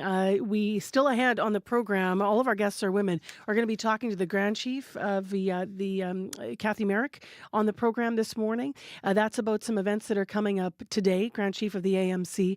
There's a march happening at Portage in Maine for International Women's Day. Also, after the news, we are going to be talking about a new book. We all have one thing in common as women: and flow, our monthly friend, our cycles, our periods. Best-selling author Dr. Jen Gunter is in Winnipeg and in studio today. She's going to talk about her new book. It's called The Science, Medicine, and Mythology of Menstruation. So stay tuned. She is in studio at 7:40 with us this morning. In the city, -12. In Brandon, clear, -24. They're still cleaning up there, though, from the storm, so beware of that if you're out and about and driving. And finally, up in Thompson, it's clear and -27. Time for morning sports. Scott Reguera is with us. Good morning to you. It's pardon me. It's Paul McGowan. Sorry, Paul. You know, I work digitally and I refresh my scripts right as I'm saying hello, and I completely missed that. I'm so sorry. No worries. Let's start with hockey, with sports. The trade deadline day is in the NHL today, and what's up? Well, trade deadline day always a little bit to me like Black Friday, in the sense that all of these teams are making purchases believing they got the best possible deal, and often it turns out that you spent too much money on something that you didn't need. Tough, though, if you're the Jets, watching all of these teams around you load up over the last couple of days, including division rival Colorado. Jets coach Rick Bowness certainly sounds as though he'd like the team to add, even if he knows that he can't count on it. I mean, there's not much you can do. There's just so much out of your control, and everything else, you block out the noise as much as you can, and again, you can't be a distraction. We got a big game, we got a big weekend coming up, so I'm hoping the players are focused on that. The Jets, of course, did get an early start on the deadline when they added Sean Monahan in February, so not like they've done nothing to this point. They're back in action tonight, a 9 p.m. start in Seattle. Let's go to curling now. The playoff field is set at the Briar. Yeah, and a highly successful day for both Manitoba rinks. Carruthers and Matt Dunstone both winning their respective games and both qualified for the playoffs. But the drama yesterday between Northwest Territories and PEI, two teams that do not go to the playoffs very often, and it's the Northwest Territories eking out a victory to go to the playoffs for just the second time in the Territories' history. Skip Jamie Cooey, an emotional post-game interview, got choked up a couple of times. Just surreal, man. The comments we're getting around fans from here, right, let alone from the Northwest Territories and everywhere. People are rooting up for us. Can't wait to look at my phone. It's probably blowing up pretty good here, but it was just wild. Our fans came down to see us right after, so everyone's crying and got me going and everything. Dad's crying, and haven't seen Mom yet. She's kind of hiding in the background there somewhere. My wife had to go home early this week, so I'm missing her right now, but she was here for that moment. But sure, she saw it on TV with the kids, hopefully, so... Yeah, some very nice moments yesterday. Briar action continues this afternoon. The final set to go on Sunday. And finally, Paula, as we hear about Toronto's bid for a WNBA team, there is another WNBA exhibition game that is coming to Canada. This one coming to Edmonton, the LA Sparks facing off against the Seattle Storm. That's coming up on May 5th. One of the storylines is Canada's Kia Nurse, whose brother Darnell, of course, plays for the Oilers. She plays for the Sparks, and so it's something of a homecoming for her, but also something of an audition for Edmonton as the WNBA considers adding franchises in 2026 and beyond. Here's their commissioner, Kathy Engelbert. Last year, we were thrilled with the way Canada and Toronto specifically, but I would say the country responded to having our first ever game there. And, globalizing the game is an important part of our strategy. Now, an Edmonton franchise is definitely years down the road, but it is fun to think about. I always think back to when the Blue Jays would face the Expos and what a big deal that was, or when the Raptors would face the Grizzlies. Neither of those teams was good, but that geographic connection always raised the stakes. And so, Canada doesn't even have a WNBA team yet. That Toronto bid is not a sure thing, but it is fun to think about not just one, but two WNBA teams and the rivalry that would create. All right. Thank you very much for this morning, Paul. Appreciate it. Thanks, Marcy. That's Paul McGowan in for Scott Regier with Morning Sports. It is coming up to 7:30 in local news time. As I was mentioning, -12, our high -8.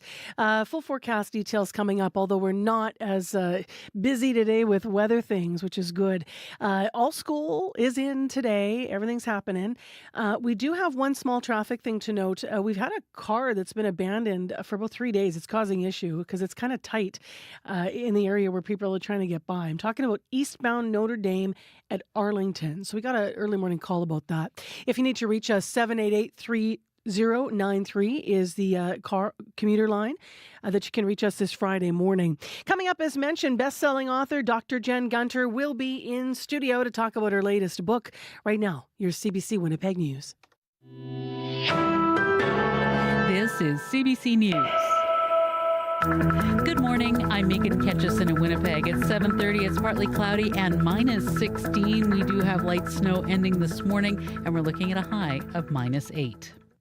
A federal government investigation is underway into concerns that Jordan's principal funding meant to provide services to First Nations children was not being spent properly at a First Nation in Manitoba. A complaint was filed by a former worker who provided Jordan's principal services at Shamattawa First Nation in northeast Manitoba. Janet Pitzel resigned from her position over the concerns that children in Shamattawa were not getting services they needed under the federally funded Jordan's principal. I was appalled. I was angry first, and then I go from sad to angry about the whole situation. It shouldn't be happening. This is just wrong, what's happening there. Shamattawa Chief Jordan Hill told CBC the allegations about the federal funds being improperly spent are false. He also denies the complaint that people in the community are not getting the services they need under Jordan's principle.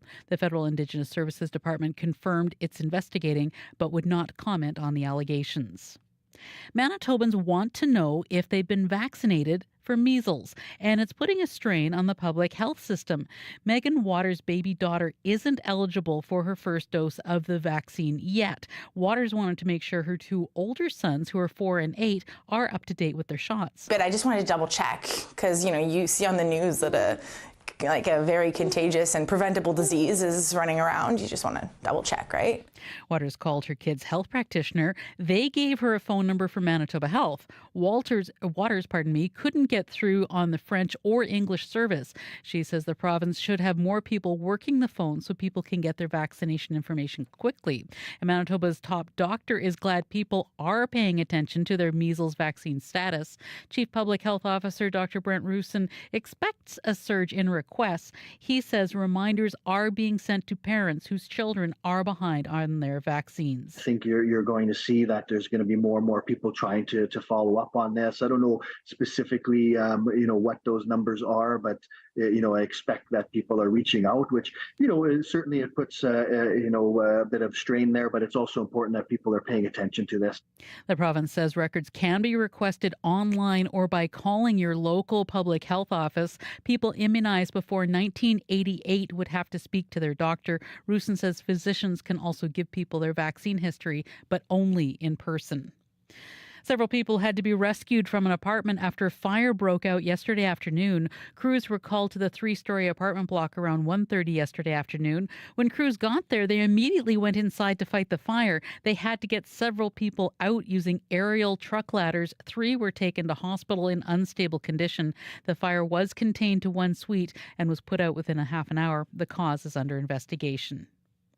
U.S. President Joe Biden took Republican members of Congress to task during last night's State of the Union address at issue the blockage of American support for Ukraine and its efforts to prevent a Russian takeover. Ukraine can stop Putin if we stand with Ukraine and provide the weapons that needs to defend itself. That is all. That is all Ukraine is asking. But now, assistance to Ukraine is being blocked by those who want to walk away from our world leadership. Biden adds if Putin wins in Ukraine, he will not stop there. He also announced a new temporary port to deliver humanitarian aid to Gaza. Well, it's International Women's Day today. CBC spoke with several prominent female leaders to ask what advice they'd give young Indigenous women. Lillian Dick is a former Canadian senator from the Cree-Gordon First Nation. Believe in yourself, no matter how the obstacles before you may seem insurmountable. Remember that you have a line of matriarchs behind you that support you and love you and keep believing in your dreams.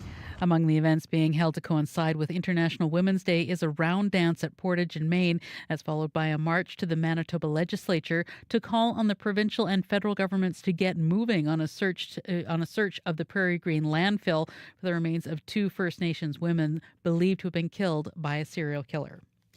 2 of the final teams in this year's Brier are from Manitoba.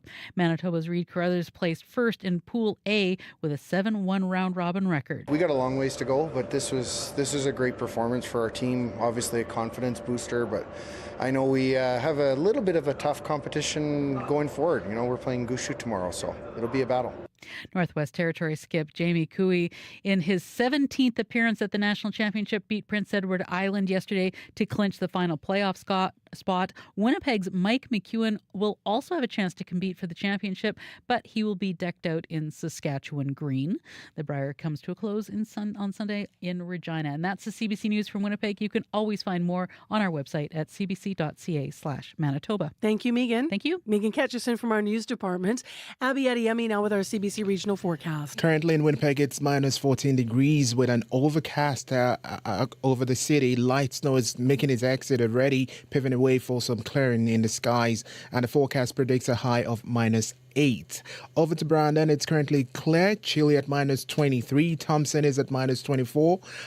Churchill is at minus 21. Dauphin at minus 19. Gimli at minus 11. Steinbach and Morris both at minus 10. Right now, Winnipeg, we're heading to a high of minus 8. Thank you, Abby. You're welcome. So, Corey Funk, any issues out there on the drive or the walk? Yeah, a couple things to look out for. Waverly and Lakecrest, those lights are still flashing red. So you want to treat that intersection as a 4-way stop. Also, we just got an update from Pam about that abandoned vehicle on eastbound Notre Dame at Arlington. She drove by and it's actually being towed away as we speak. So it shouldn't be a problem in the next little while here.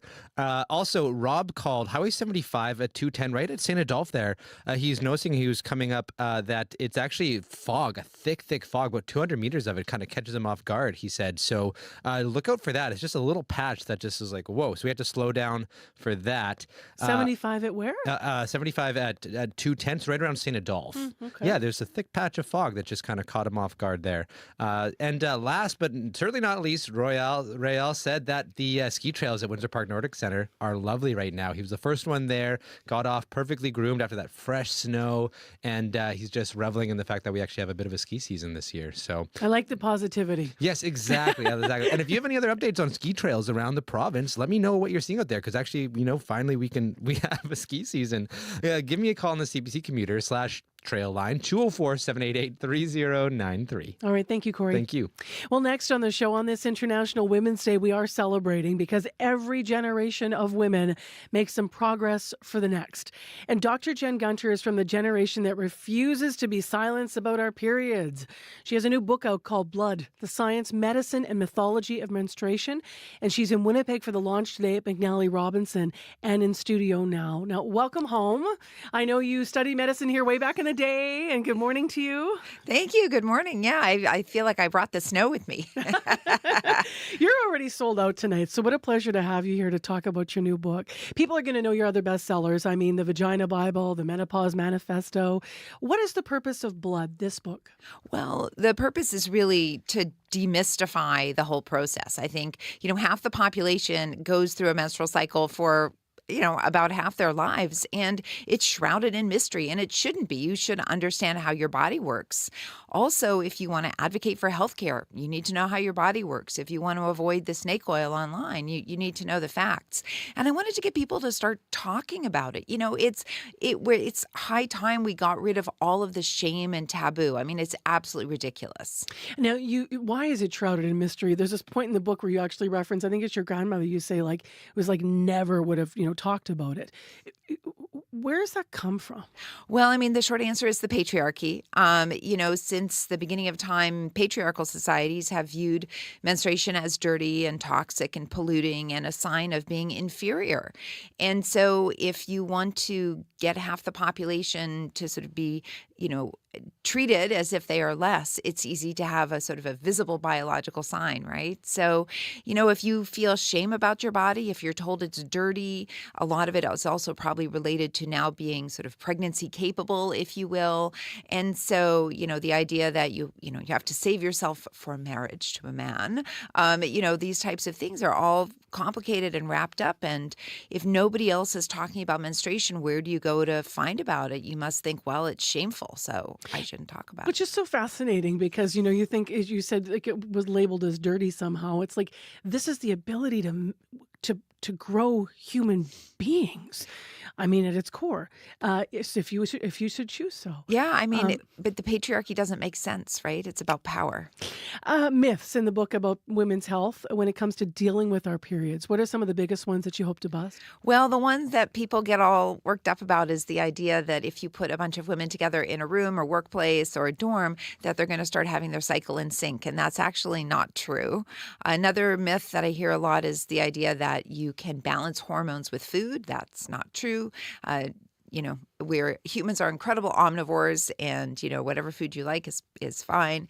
And the idea that the color of your menstrual blood has any special meaning, it just means if it's darker, it just means it's oxidized.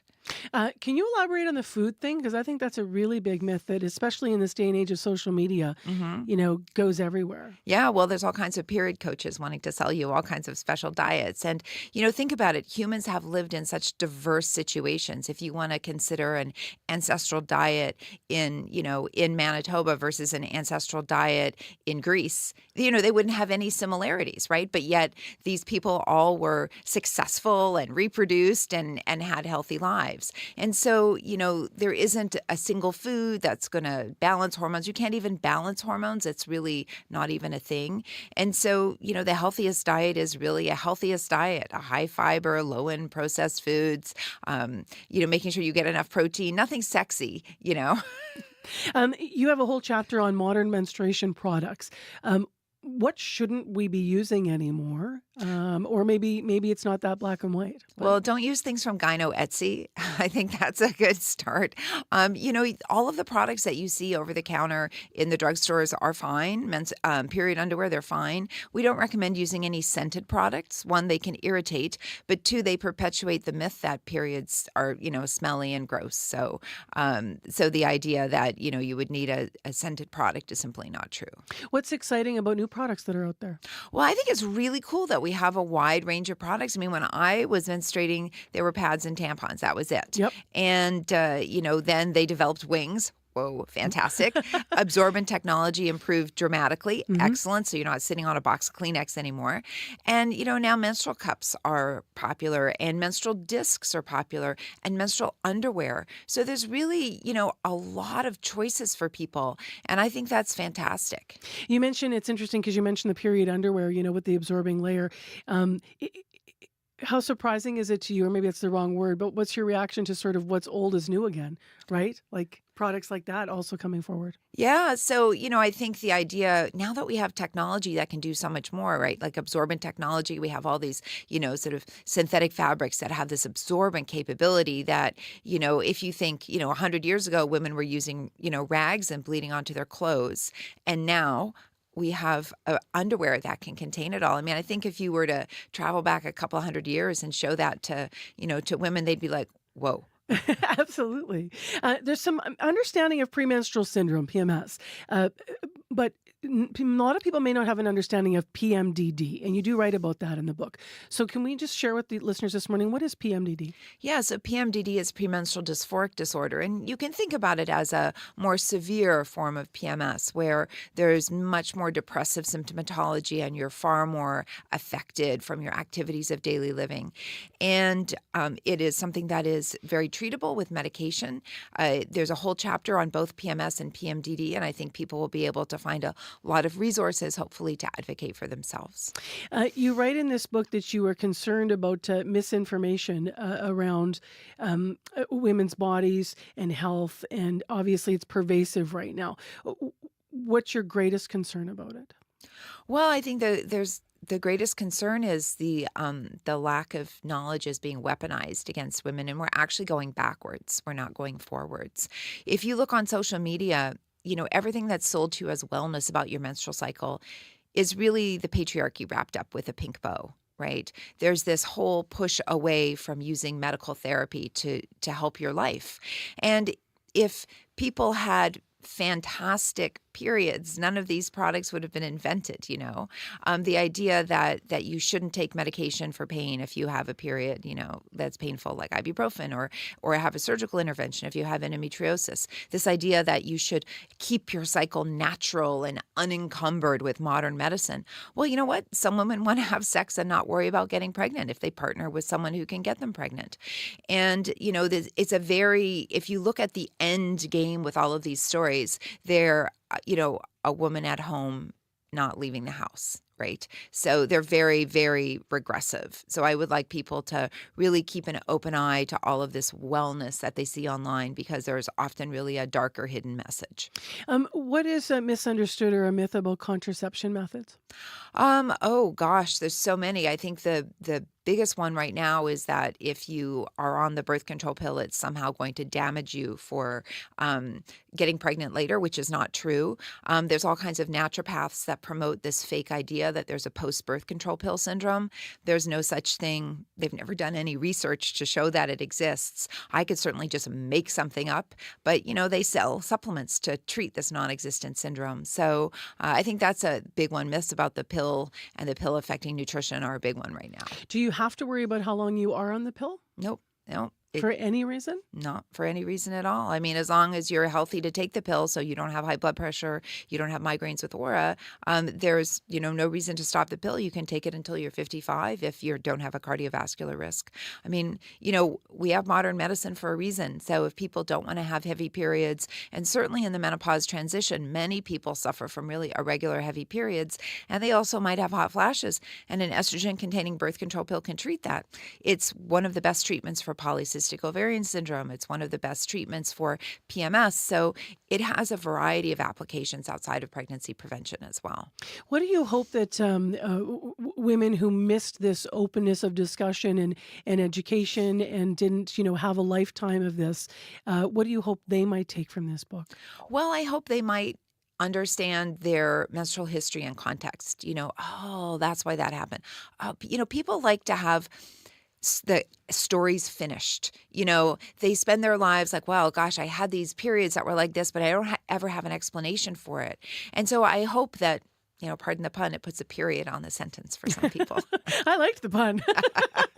My last question is about, around the book is about, and for younger women who maybe don't have openness of discussion and stuff, which is, if there's one chapter you hope they read. Oh, gosh, there's one chapter I hope they read. I actually hope they read the chapter on sort of just normal menstruation, about the flow, because so many women, young women especially, have iron deficiency that goes untreated. Actually, 40% of women who are 22 years and younger have iron deficiency. So I'd like them to know what constitutes medically heavy bleeding. Do you want to take a crack at our question we're asking listeners? Advice Sure. to your younger self, advice to your future self, Dr. Gunter? Advice to my younger self. Everybody told you that you were too loud is incorrect. Love that. Yeah. What about your future self? Keep doing what you're doing. You're swinging your bat okay. Happy International Women's Day. Thank you so much for being here. Thank you for having me. Sold out tonight in Winnipeg. Dr. Jen Gunter, she's been in studio. Her new book is called Blood, The Science, Medicine, and Mythology of Menstruation. So the book launch is tonight at McNally Robinson if you're going. And if you're not, we have 2 copies to give away. I'm going to hold them up for our folks watching on YouTube this morning. So call us on this International Women's Day. We're already asking you the question, advice for your younger and future self. But I'd also love to know, specifically, what do you know and understand about being a woman today that you wish you knew back in the day? What are you loud and proud about? 788-3205. So we're going to take the calls and we'll get them on after 8. We'll choose a random winner after the show this morning. Hey, how's how's it going? I'm Nellie Furtado, and I'm bringing the party to the 2024 Juno Awards.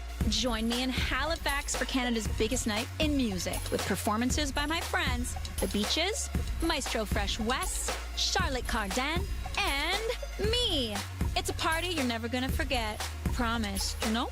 Don't miss the 2024 Juno Awards live from Halifax. Sunday, March 24th at 8 Eastern on CBC and CBC Gem.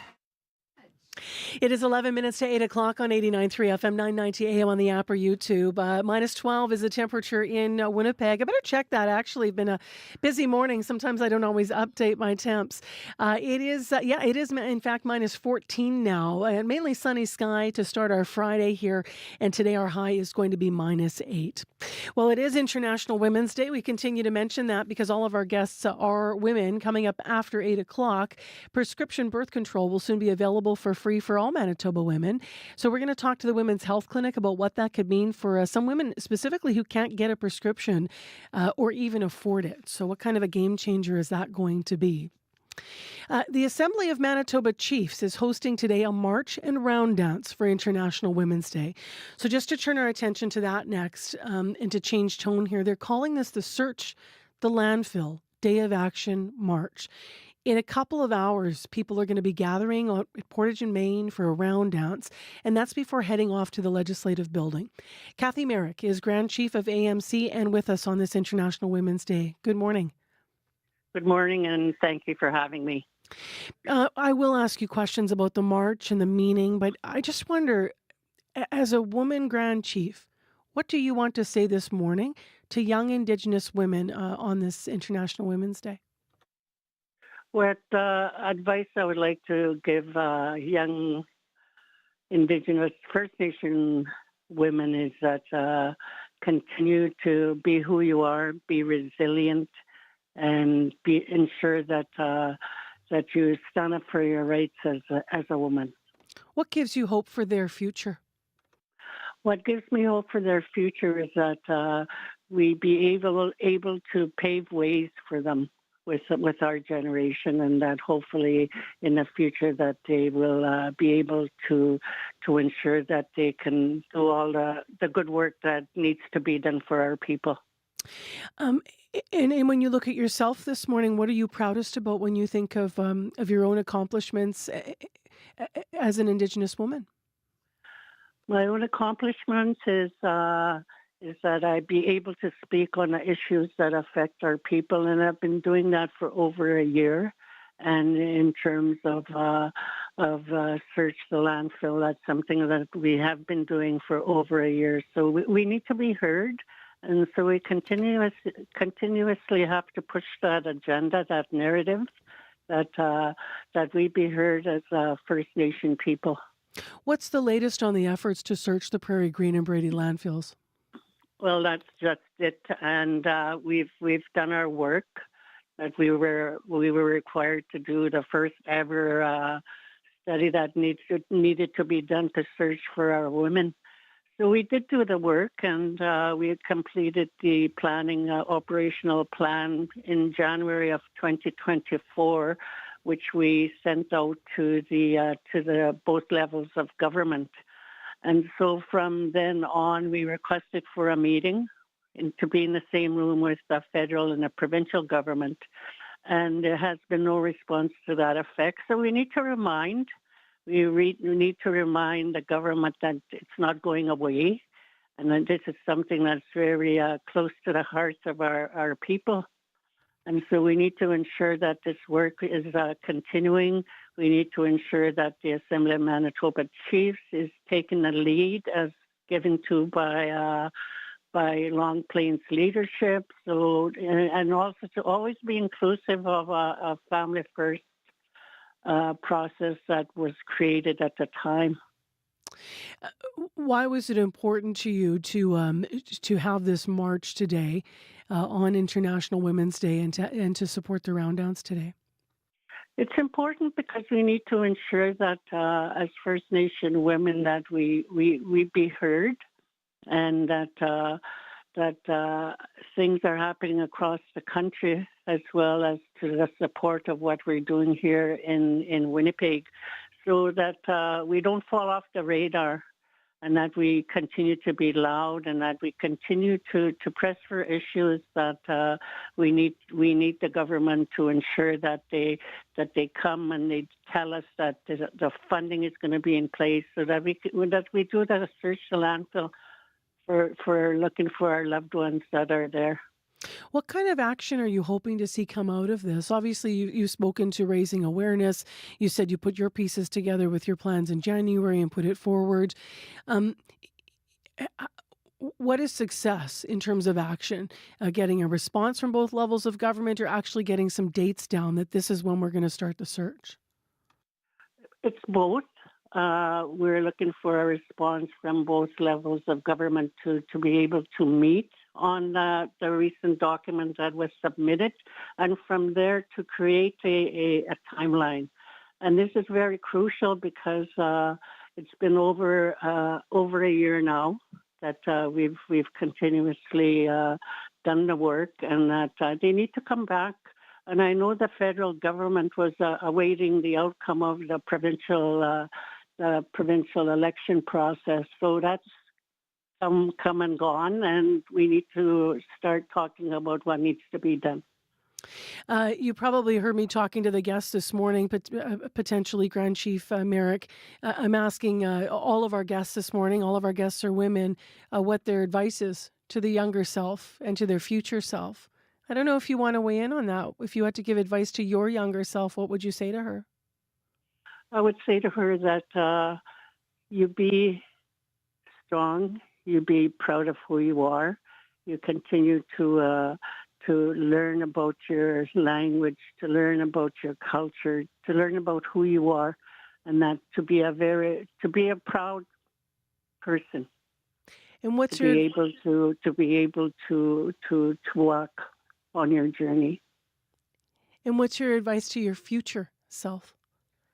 To my future self, I thank this generation for attempting to do the work that needs to be done, and that we need to ensure that we pave that road for our younger people, and that they don't find it as hard to be able to walk on this road, and that we are First Nation people, that we are the first people of this country, and that we need to ensure that we always remember our treaties, and we always remember who we are and where we come from.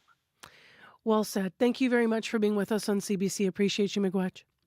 Okay, thank you so much for having me. Have a good day. Kathy Merrick, Grand Chief of Assembly of Manitoba Chiefs.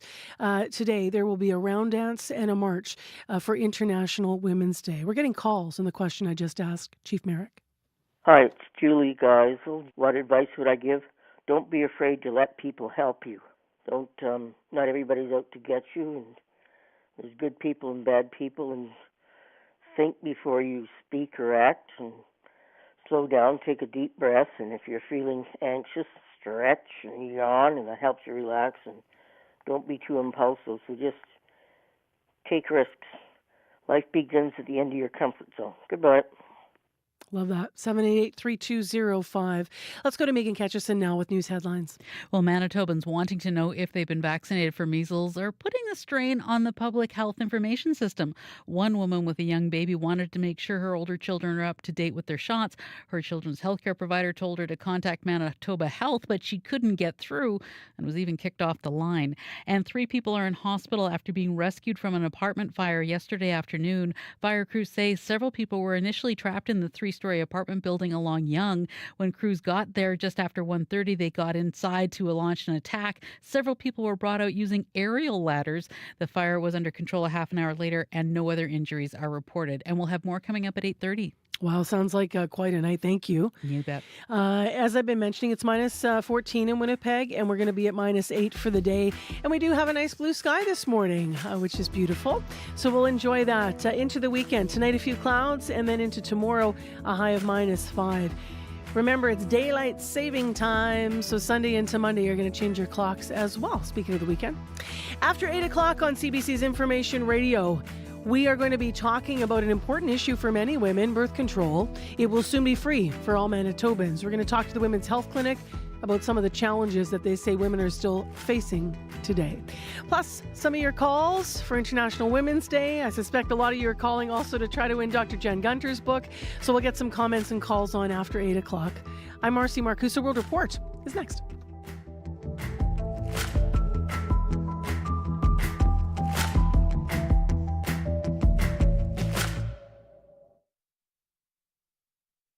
On Cue with Tom Power. I think it was John Cleese who said something about true creativity is indistinguishable from play. Shayna Carroll is the co-choreographer and circus designer for the new Broadway musical Water for Elephants. She'll be here to tell you how she fell in love with circus, why she moved from San Francisco to Canada to find her community, and what it means to find art through circus. That's coming up on Cue, followed by Commotion with Elamine Abdel Mahmoud on CBC Radio 1, the CBC Listen app, and everywhere you get your podcasts. The CBC News is next. Coming up in half an hour, it's The Current. I'm Duncan McHugh. 2024 is being called the year of the election, with 40 countries going to the polls. It's also feeling like the year of AI disinformation, with more fake videos and photos than ever. How to check what's real, coming up on The Current. This is World Report. Good morning, I'm John Northcott. We begin with Joe Biden laying out his case for re-election in November. The U.S. president gave his State of the Union address last night. The CBC's Richard Madden joins us from Washington with more. Richard, what stood out for you? Yeah, President Biden's tone stood out. He was defiant, he showed energy with a high-volume message that was starkly political and targeted. Biden touted his past successes and outlined his vision for a second term while drawing a sharp contrast against his Republican rival, Donald Trump. He hit themes like protecting abortion rights, supporting Ukraine's fight against Russia, and tying that to domestic threats by far-right extremists here at home. Take a listen. History is watching. Just like history watched 3 years ago on January 6th, when insurrectionists stormed this very Capitol and placed a dagger to the throat of American democracy. Now, Biden didn't mention Trump by name, but he did refer to him as his predecessor 13 times. He also looked to diffuse concerns about his age by arguing Trump is almost as old as he is, but more vengeful with an outdated worldview. So make no mistake, the election is now underway, and Biden's speech gave a preview of the narrative. Richard, Alabama Senator Katie Britt gave the Republican rebuttal. What did she have to say? Yeah, the 42-year-old is a rising Republican star and reportedly on Trump's shortlist as his possible VP on the ticket. She gave a response from what looked like a kitchen, painting a dark portrait of a nation in decline and blaming Biden for the migrant crisis along the southern border and rising inflation. Take a listen. Our families are hurting. Our country can do better. Now, Republicans showcased her to contrast a new generation versus Biden. Now, Trump did not make a TV appearance, but posted his commentary on social media. CBC's Richard Madden joins us from Washington. Thanks, Richard. You bet. Biden also called on Israel to back a two-state solution once the war with Hamas is over. And he wants Israel to allow more aid into Gaza. Journalist Sarah Coates is in East Jerusalem. Sarah, the U.S. is behind a plan to build a temporary port in Gaza to deliver aid. Hello, John. Well, an Israeli official has been quoted as saying that Israel welcomes and fully supports the deployment of a temporary dock to facilitate further humanitarian aid to Gazan civilians. The person went on to say that the initiative has been discussed by the US and Israeli officials and will be carried out with the full coordination between the two parties. And really, this underscores, John, the dire humanitarian situation that's being seen in the Gaza Strip, with the United Nations warning that a quarter of the population there is on the brink of famine. Sarah, what are we hearing from Israeli Prime Minister Benjamin Netanyahu amid growing pressure from the U.S. and other countries not to go into Rafah? A whole lot of pressure there. Netanyahu doubling down on his decision, on his stance to push on into that southernmost city, saying that when the international pressure rises, we must close ranks. We need to stand together against attempts to stop the war. Israel has long been claiming that this is the last Hamas stronghold, and officials have been saying that They believe that these senior Hamas leaders like Yahya Sinwar are actually hiding down in Rafah after leaving Khan Yunis and potentially are surrounded by a number of these Israeli hostages that do remain in the Strip. Journalist Sarah Coates in East Jerusalem. Thanks, Sarah. Thanks, John. European Union Commission President Ursula von der Leyen, meanwhile, says she expects a maritime aid corridor to start operating between Cyprus and Gaza over this weekend. She says a test run of food aid could be leaving Cyprus as early as today. Here at home, new job numbers are out today, and they show Canada added 41,000 jobs last month, roughly twice what economists expected. That follows a similar gain in employment in January. The unemployment rate, however, went up to 5.8%. That's around the same as we were before the pandemic. Today's numbers come as higher interest rates are working to slow down the economy, but strong population growth appears to be offsetting some of those effects. That includes in the labor market. The Canadian government is still trying to get Afghans out of their country nearly 3 years after the Taliban returned to power. We don't know exactly how many people have asked for help to flee to Canada or even if they're still alive. But CBC News has learned back in 2021 the Canadian government was trying to arrange flights for 12,000 Afghans, and those flights never got off the ground. Rafi Boudjikanian has the details. The challenge right now is actually getting people out of Afghanistan. Prime Minister Justin Trudeau in July 2022. He and then Immigration Minister Sean Fraser speaking about their special measures to get Afghans here after their country's takeover by the Taliban. Even if they wanted to, they don't have the expertise in how to manage the flow of people or even operate a professional airport. It turns out just a month prior, Trudeau's office received a memo from his Privy Council office stating Canada was trying to facilitate air travel out of Afghanistan by working with the United States and the United Arab Emirates. It estimated there were some 12,000 potential Immigration Canada clients in Afghanistan then. CBC News obtained the document through an access to information request. If that would happen, that would be a great idea. Asad Ali Afghan is a former Afghan military interpreter who made it to Canada with his immediate family after they spent 9 months waiting in Pakistan for their immigration papers to come through. He's still trying to bring 3 siblings over. They are facing very difficulties to get to third country like Pakistan or Iran. Ottawa would not reveal how many potential Afghan clients are still in Afghanistan, citing operational security. It also would not say why the flights have not happened, but said it is still working with the US and the UAE. More than 49,000 Afghans have come to Canada in the last 3 years, most of them first transiting through another country. Rafi Boudjikanian, CBC News, Ottawa. A UN fact-finding mission says Iran's suppression of protests following the death of Mahsa Amini in 2022 amounts to crimes against humanity. That also holds the Iranian regime responsible for the physical violence that led to Amini's death while in the custody of the country's morality police. The report finds that female protesters were specifically targeted because of their gender. It says they were shot at close range in the face and genitals. It also accuses Iranian security forces of sexually assaulting detainees. The security crackdown killed more than 500 people across the country and saw more than 220,000 people detained. On this International Women's Day, Irish voters are going to the polls for a double referendum. They're being asked whether they support updates to the Constitution to remove old-fashioned language about women and relationships. Abby Kuga-Dawson has the details from London. Irish Prime Minister Leo Varadkar says the double referendum is intended to remove inequality from the country's 1937 constitution. The first of 2 proposed amendments will expand the definition of a family to include unmarried couples and single-parent households. It would recognize, quote, durable relationships. The concern is, number one, that it is too vague. Rachel Walsh is an associate law professor in Dublin. The question related to that about whether there might be any knock-on implications for taxation or for succession law. The Second Amendment could remove a clause that enshrines a woman's role in the home in support of the state. The update would highlight that care falls to everyone, but activists are concerned the language could reduce government responsibility. Walsh expects both measures to go through when results are announced on Saturday. Abby Kuga-Dawson, CBC News, London. And finally, if you have a pet, you may think of it as a member of the family, but legally, it might have the same status as your car or TV. That's what's happened in a recent Ontario court case. The CBC's Sarah McMillan has more on the contentious custody battle for a dog following the death of its owner.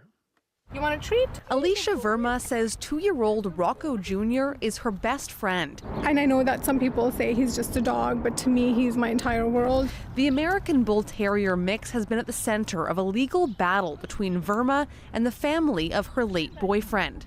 When Leonard Carvalho died in November 2022, Verma took Rocco. But Carvalho's sisters took Verma to court, saying the dog was part of their brother's estate and was meant to go to them as beneficiaries. A judge has now ruled in favor of the sisters and says Verma needs to hand the dog over next week. Verma's lawyer, Miranda Dessau, says the case is a sign that Ontario law should evolve from viewing pets as property. Most people, they don't view their pets the same as a table or a chair. As for Rocco Jr., Dessau and Verma say the fight is not over. They're appealing the recent decision. Sarah McMillan, CBC News, Toronto. And that is the latest national, international, and pet news from World Report. For news anytime, remember, go to our website, cbcnews.ca. I'm John Northcott. This is CBC News.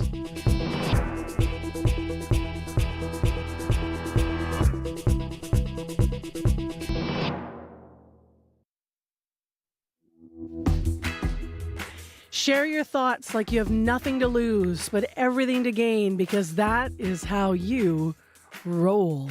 That's what one of the listeners wrote into us on this International Women's Day.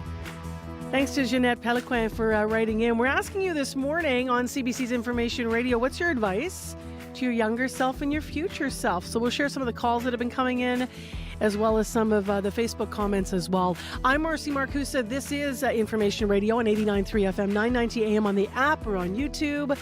And thank you for spending some Friday morning with us here. Nice blue sky downtown. It's been at -14, our temperature today. We'll update your forecast in a moment. Well, in terms of the show this half hour, in addition to hearing from you on Women's Day, we are also going to have a discussion about an important issue for many women, birth control. It is soon going to be free for all Manitobans. Coming up, we'll talk to the Women's Health Clinic about some of the challenges they say women are still facing today in our province. Right now, though, let's go to Megan Ketchison, who's in with headlines. Hi there. Hi there. Well, a federal government investigation is underway into concerns that Jordan's principal funding meant to provide services to First Nations children was not being spent properly at a First Nations in Manitoba. A complaint was filed by a former worker who provided Jordan's principal services at Shamattawa First Nation in northeastern Manitoba. Shamattawa Chief Jordan Hill told CBC the allegations about the federal funds being improperly spent are false.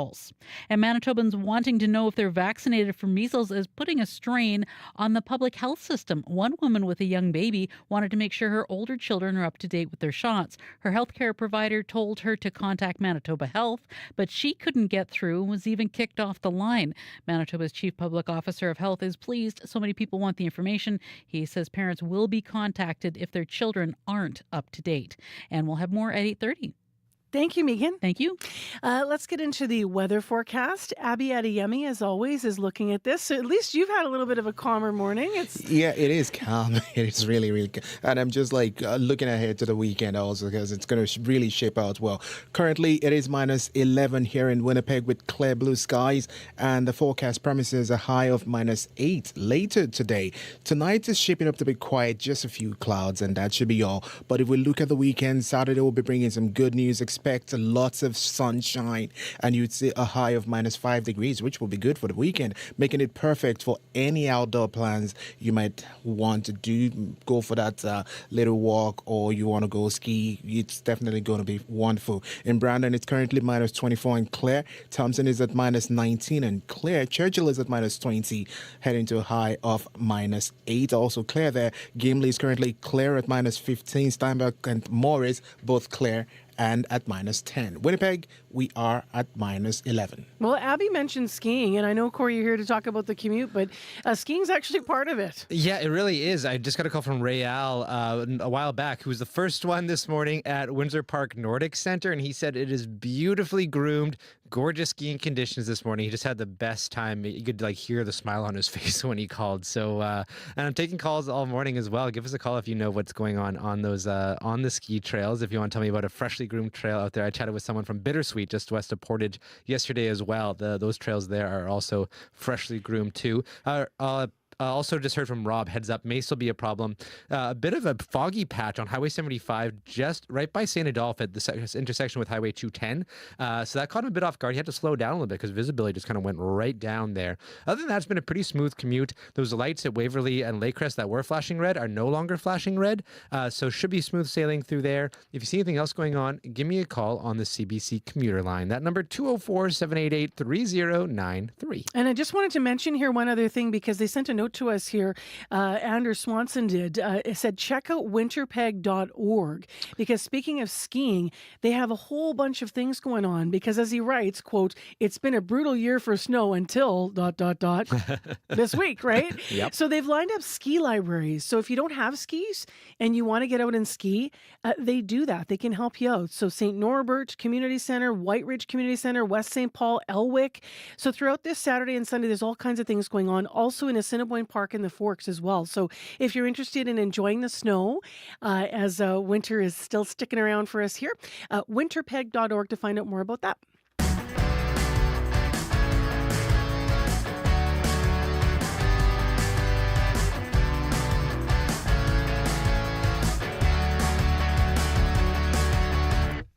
Well, let's begin on this International Women's Day. Let's start this half hour with talking about a pill that many women in Manitoba take daily. It is something that we may even take for granted. And soon it won't cost anything out of pocket for birth control pill and other contraception. Manitoba's NDP government has said it is committed to providing free coverage of contraceptives. It was a promise that Premier Wab Kinew made in his throne speech last November. And a week ago, the federal government introduced a bill that would make some forms of birth control free for all Canadians. Last year, British Columbia started covering the cost of birth control, which includes waiving the dispensing fee. And today we thought it was fitting to take a look at how free contraceptives and other birth control could have an impact here in our province. Kemlyn Nemhard is with us via Zoom, the Executive Director of the Women's Health Clinic. Good morning. Good morning. Thanks so much for being with us on this International Women's Day. Yes, thank you. Happy International Women's Day. Thank you for the work that you do as well. Thank you. Not just me, great staff. What would it mean, Kemlyn, to have birth control free of charge? You know, we're expecting this to happen, hasn't yet. So, but what would it mean to have that free of charge for all women in our province? Yeah, I think what it means is about providing choice for people to make the best choices for their lives, no matter what their circumstances, no matter, every different part of their lives, right? Really providing choice so that people can make the best choices for them and their families. I think that's really what it means. Now, the Women's Health Clinic has been, of course, providing free birth control to those who need it already. What's the demand like? Like, what do you see? Huge. We provide usually between 150,000 to 175,000 a year in free birth control. And so that's a significant amount, over a year. And that's everything from, pills to things like IUDs. We've got, as well as, condoms. Those are also things that should be included in that. Women's condoms as well, female condoms, everything. We've also got things that are hormonal and things that are non-hormonal. So a wide variety of things. We were talking about across the country what's happening. So provincially, we have this plan in the works. BC is already providing free birth control. Even given those developments, do you think Canada's moving fast enough to make this accessible for all people? You know what? I think any time is a good time. So I think BC really led the way doing that. And our provincial government also, has taken a lead in doing that too. I think it's absolutely commendable that the federal government is recognizing that this is a need. This has always been a need, and that it's a need, and that, now is the best time. Now is always the best time to do it. So last year would have been great, but I think right now, if they're going to do it now, that is great. So I'm just happy that it's finally going to become a reality. What has been your financial reality? You were saying that the health clinic provides, $150,000 in birth control in a year. Where does your money come from? So thanks. That's actually a great question. We actually aren't funded for that at all. That's one of the things that we get donations for, and that's what really supports that program every single year. So, $150 to $175,000 a year. It's our community that are helping to pay for that, and I think it's long time that that shouldn't be the case. That something so vital for so many people in our communities should actually be funded, through the provincial government, like through our health system, right? And the ultimate thing is that having free birth control, access to birth control, means that there are all sorts of larger costs that are avoided down the road, right? And so I think it just makes good economic sense. It makes good sense for our communities, good sense for families, and good sense for people. Can you elaborate on what you mean by that? The larger costs that would be avoided down the road? Yeah, having the choice means that there are less people that are going to want to, that may have, unwanted pregnancies, that may, either be having to have an abortion or to, have maybe a child that they're not quite economically ready for, or that maybe they're not quite ready for in their lives, right?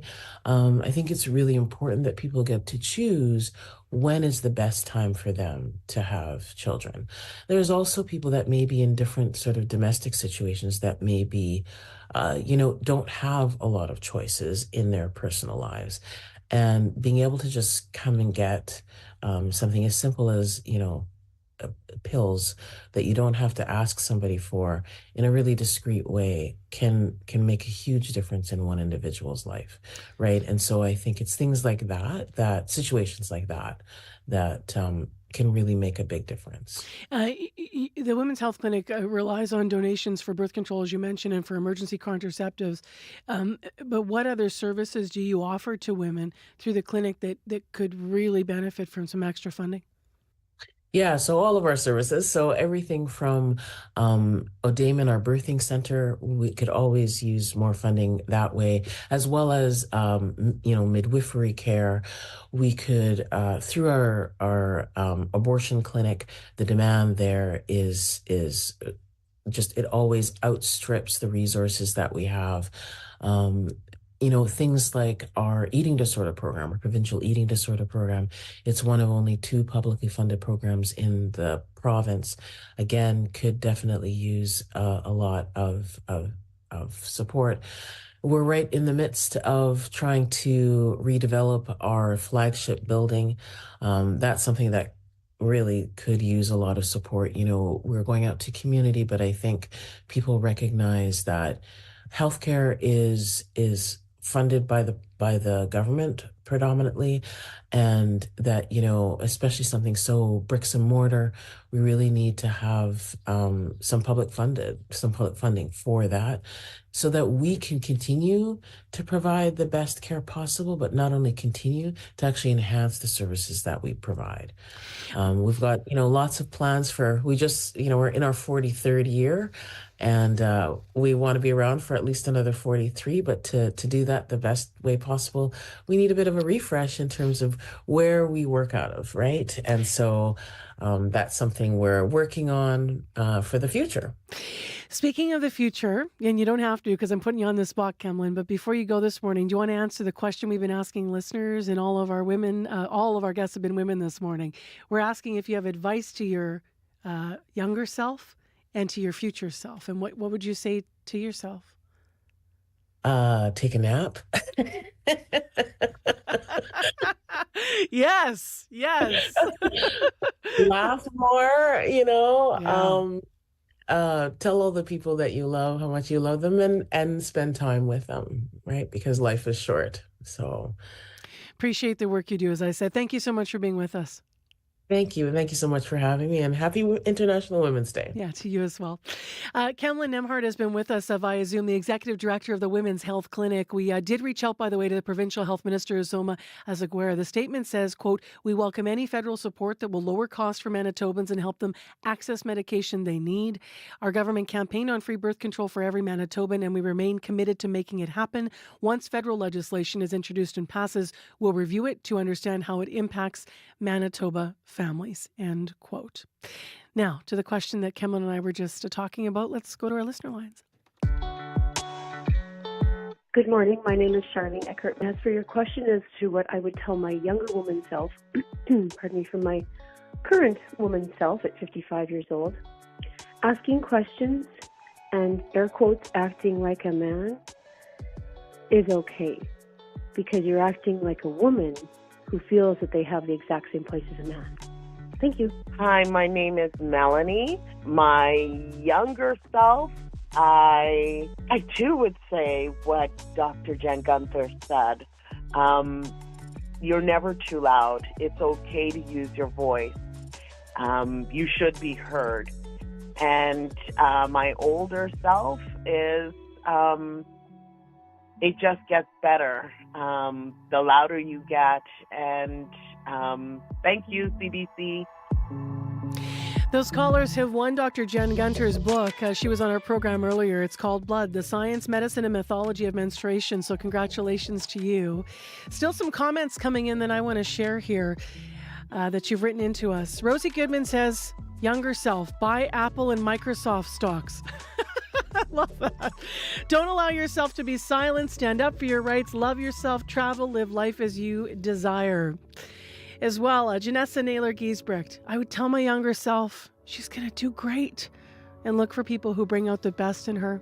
Claudia Garcia de la Huerta writing in, for both my past and future self, be kinder to yourself. And give yourself way more credit. D. Rass said, everything you thought was a problem, younger self, was actually a gift. Live without fear, take risks, make mistakes. That's where the learning comes from. And finally, Manny Martin's Carmen writes in, be fearless, live authentically, be you. It's okay for your body to change. Realize that passing down trauma to your children is not worth it. And to my future self, as we break down the barriers of judgment, Manny writes, and prejudice both within ourselves and in interactions with others, let us create a more inclusive and accepting world.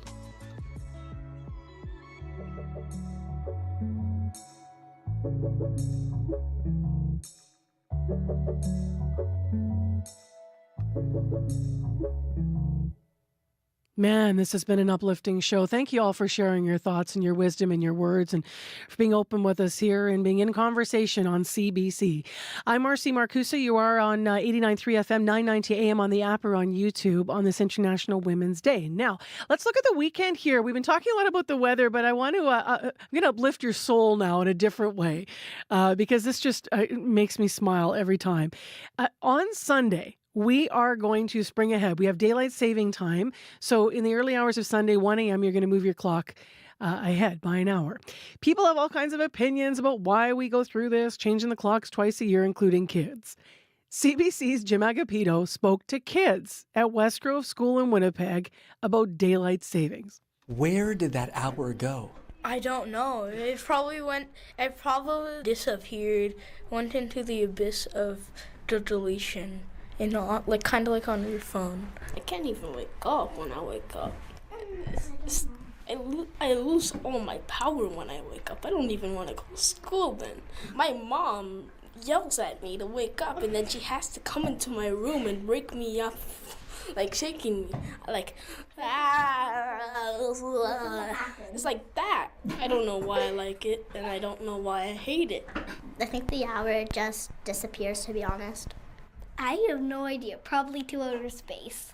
Outer space. And then it falls back down when it's the right time. I think it goes to magical hour land where it gets to dance with his friends. Like, how are you not happy after hearing that? Now I'm going to be happy about daylight saving. Because when I lose the hour and I wake up and it's darker, in the morning, that is, but brighter at the end of the day. But when I lose that hour, I'm going to think of those kids. I'm going to smile. Because I'm one of those people that can be kind of grumpy. I like to fall back, but springing forward can be tough with the hours we have here on the show. Corey, what's it like with a little one? Are you worried about Cal's sleeping schedule? A little bit. I haven't wrapped my head around how we're going to make it happen yet. Or time change always confuses me. The math of it just throws me off. I think we're going to just try to put him down at the right time and then hope he just has a really good sleep. It's Sunday night. Nice part about Sunday, we have no plan, so we'll just let him sleep till he wakes up and then try to just put him bed at a normal time and just hope he goes down. Yeah, that's what we often hear from people, right? They like paw. The kids will cry because of their routine. The animals will paw at you to get up. Abby? The only stress I have is the microwave, changing the time on the microwave. That's my stress about the time change. And that's my problem. Make sure it's synced with the oven because they're right above each other, and if they're off, it throws me off. It throws me off. Does anyone else have a paper clip that they unwind so they can poke the little button on their car clock because it's so tiny? Yeah, I always have to make sure I've got that in there. Yeah. You were actually in here not just to chat about daylight saving, but to update some traffic. Right, because it's ski season again, actually. It's become our ski line a little bit today. We got a call from Matthew with the Gimli Ski Club. He says this Gimli ski trails are freshly groomed for classic and for ski, as well as 15 kilometers of multi-use walking, biking trails as well. So if you want more info on that, gimliskiclub.ca. Thanks for that call, Matthew. And Windsor also heard from Rayal earlier that the Windsor Park Nordic Center is also beautiful right now. He had to ski early this morning. So that's really all the updates. Janessa also called to say Lakewood's really backed up all the way to Abenoji-Mikina, into Abenoji-Mikina, because people are just trying to get to school. It seems like it's kind of backed up trying to get people dropping off their kids. But other than that, things are running fairly smoothly out there. If you have so you see anything else or anything else on ski trails, keep those calls coming. I love it. 204-788-3093. And it's going to be good for spring break. If you do have some plans that were wintry and then you were wondering if that wouldn't work, well, it'll work now. It's going to be a wintry spring break. Yeah, so we got a couple of weeks to go before that. Mm-hmm. Right now, your CBC Winnipeg News. This is CBC News. Good morning. I'm Megan Ketchison in Winnipeg at 8:30. It is partly cloudy and -11. We have light snow ending this morning and a high of -8. The federal government is investigating a complaint that Jordan's Principle funding was not being properly spent at a Manitoba First Nation. Jordan's Principle is a policy to ensure all First Nations children in Canada can access products and services for a wide range of health, social, and educational needs. A former worker who resigned from her job delivering Jordan's Principle services at Shamattawa made a complaint to the federal government. Janet Pitzel says the money wasn't always being spent for the services that Shamattawa children and family needed. I don't think they're going to be getting the services they should be. It's sad. It shouldn't happen in this day and age. Shamattawa First Nation Chief Jordan Hill denies that people in the community were not getting the services they need under Jordan's Principle. Hill told CBC the allegations about the federal funds being improperly spent are false. The Federal Indigenous Services Department confirmed it's investigating, but would not comment on the allegations, citing privacy concerns. Manitobans' quest to find out if they're vaccinated for measles is putting a strain on the healthcare system. Megan Waters' baby daughter isn't yet eligible for her first dose of the measles vaccine. Waters wants to make sure her two older sons, who are 4 and 8, are up to date with their shots. Waters called her children's health practitioner, who gave her the number for Manitoba Health. So I called that number. And then I clicked French because it's my first language. And then the line just kind of went dead. So I tried again and I clicked English. And then I got a new message saying that they were experiencing higher than normal call volumes and to try again later. The province says it expected a surge in requests. Reminders are being mailed to parents whose children are behind on their vaccinations. 3 people are in hospital after being rescued from an apartment fire yesterday afternoon. Fire crews say several people were initially trapped in the 3-story apartment building along Yonge Street. When crews got there, just after 1:30, they immediately launched an interior attack and several people were brought out using aerial ladders. The fire was under control about a half an hour later and no other injuries were reported. The fire was sustained only in the one suite. In international news and national news, to Ottawa now, where new documents obtained by CBC News help clarify how many Afghans could be trying to flee to Canada. The Trudeau government has been attempting, without much success, to bring thousands of Afghans here since the Taliban takeover 3 years ago. Rafi Bouchikanian has more. The challenge right now is actually getting people out of Afghanistan. Prime Minister Justin Trudeau in July 2022, speaking about special measures to get Afghans here after their country's takeover by the Taliban. It turns out just a month prior, Trudeau's office received a memo from his Privy Council office stating Canada was trying to facilitate air travel out of Afghanistan by working with the United States and the United Arab Emirates. It estimated there were some 12,000 potential Immigration Canada clients in Afghanistan then. CBC News obtained the document through an access to information request. Ottawa would not reveal how many potential Afghan clients are still in Afghanistan, citing operational security. It also would not say why the flights have not happened, but said it is still working with the US and the UAE. Rafi Bujikanian, CBC News, Ottawa.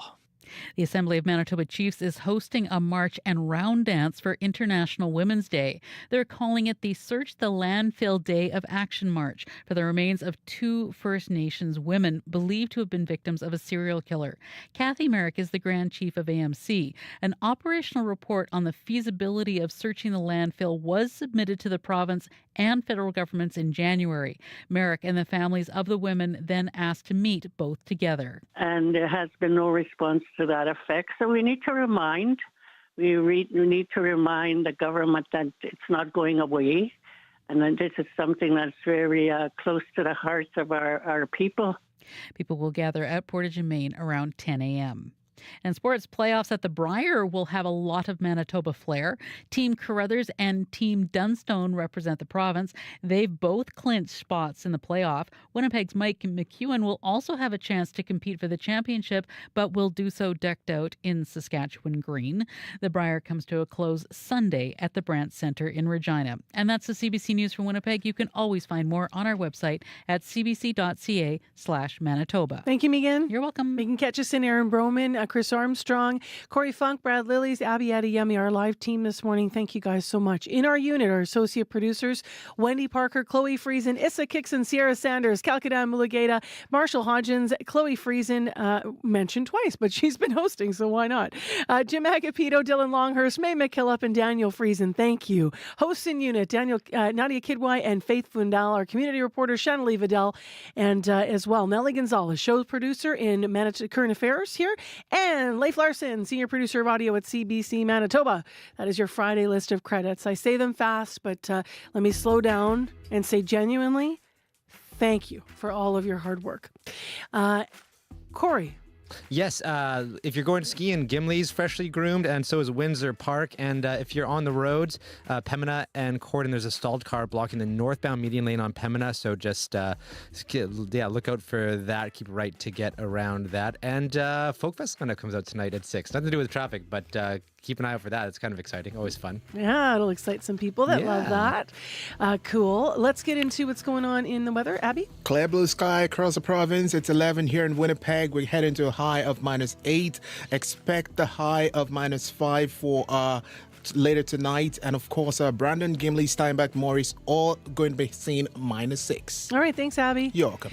Thank you all for listening today and throughout the week. Thanks to all of the women and those who identify as women who weighed in today on International Women's Day. Have a wonderful rest of your day and weekend.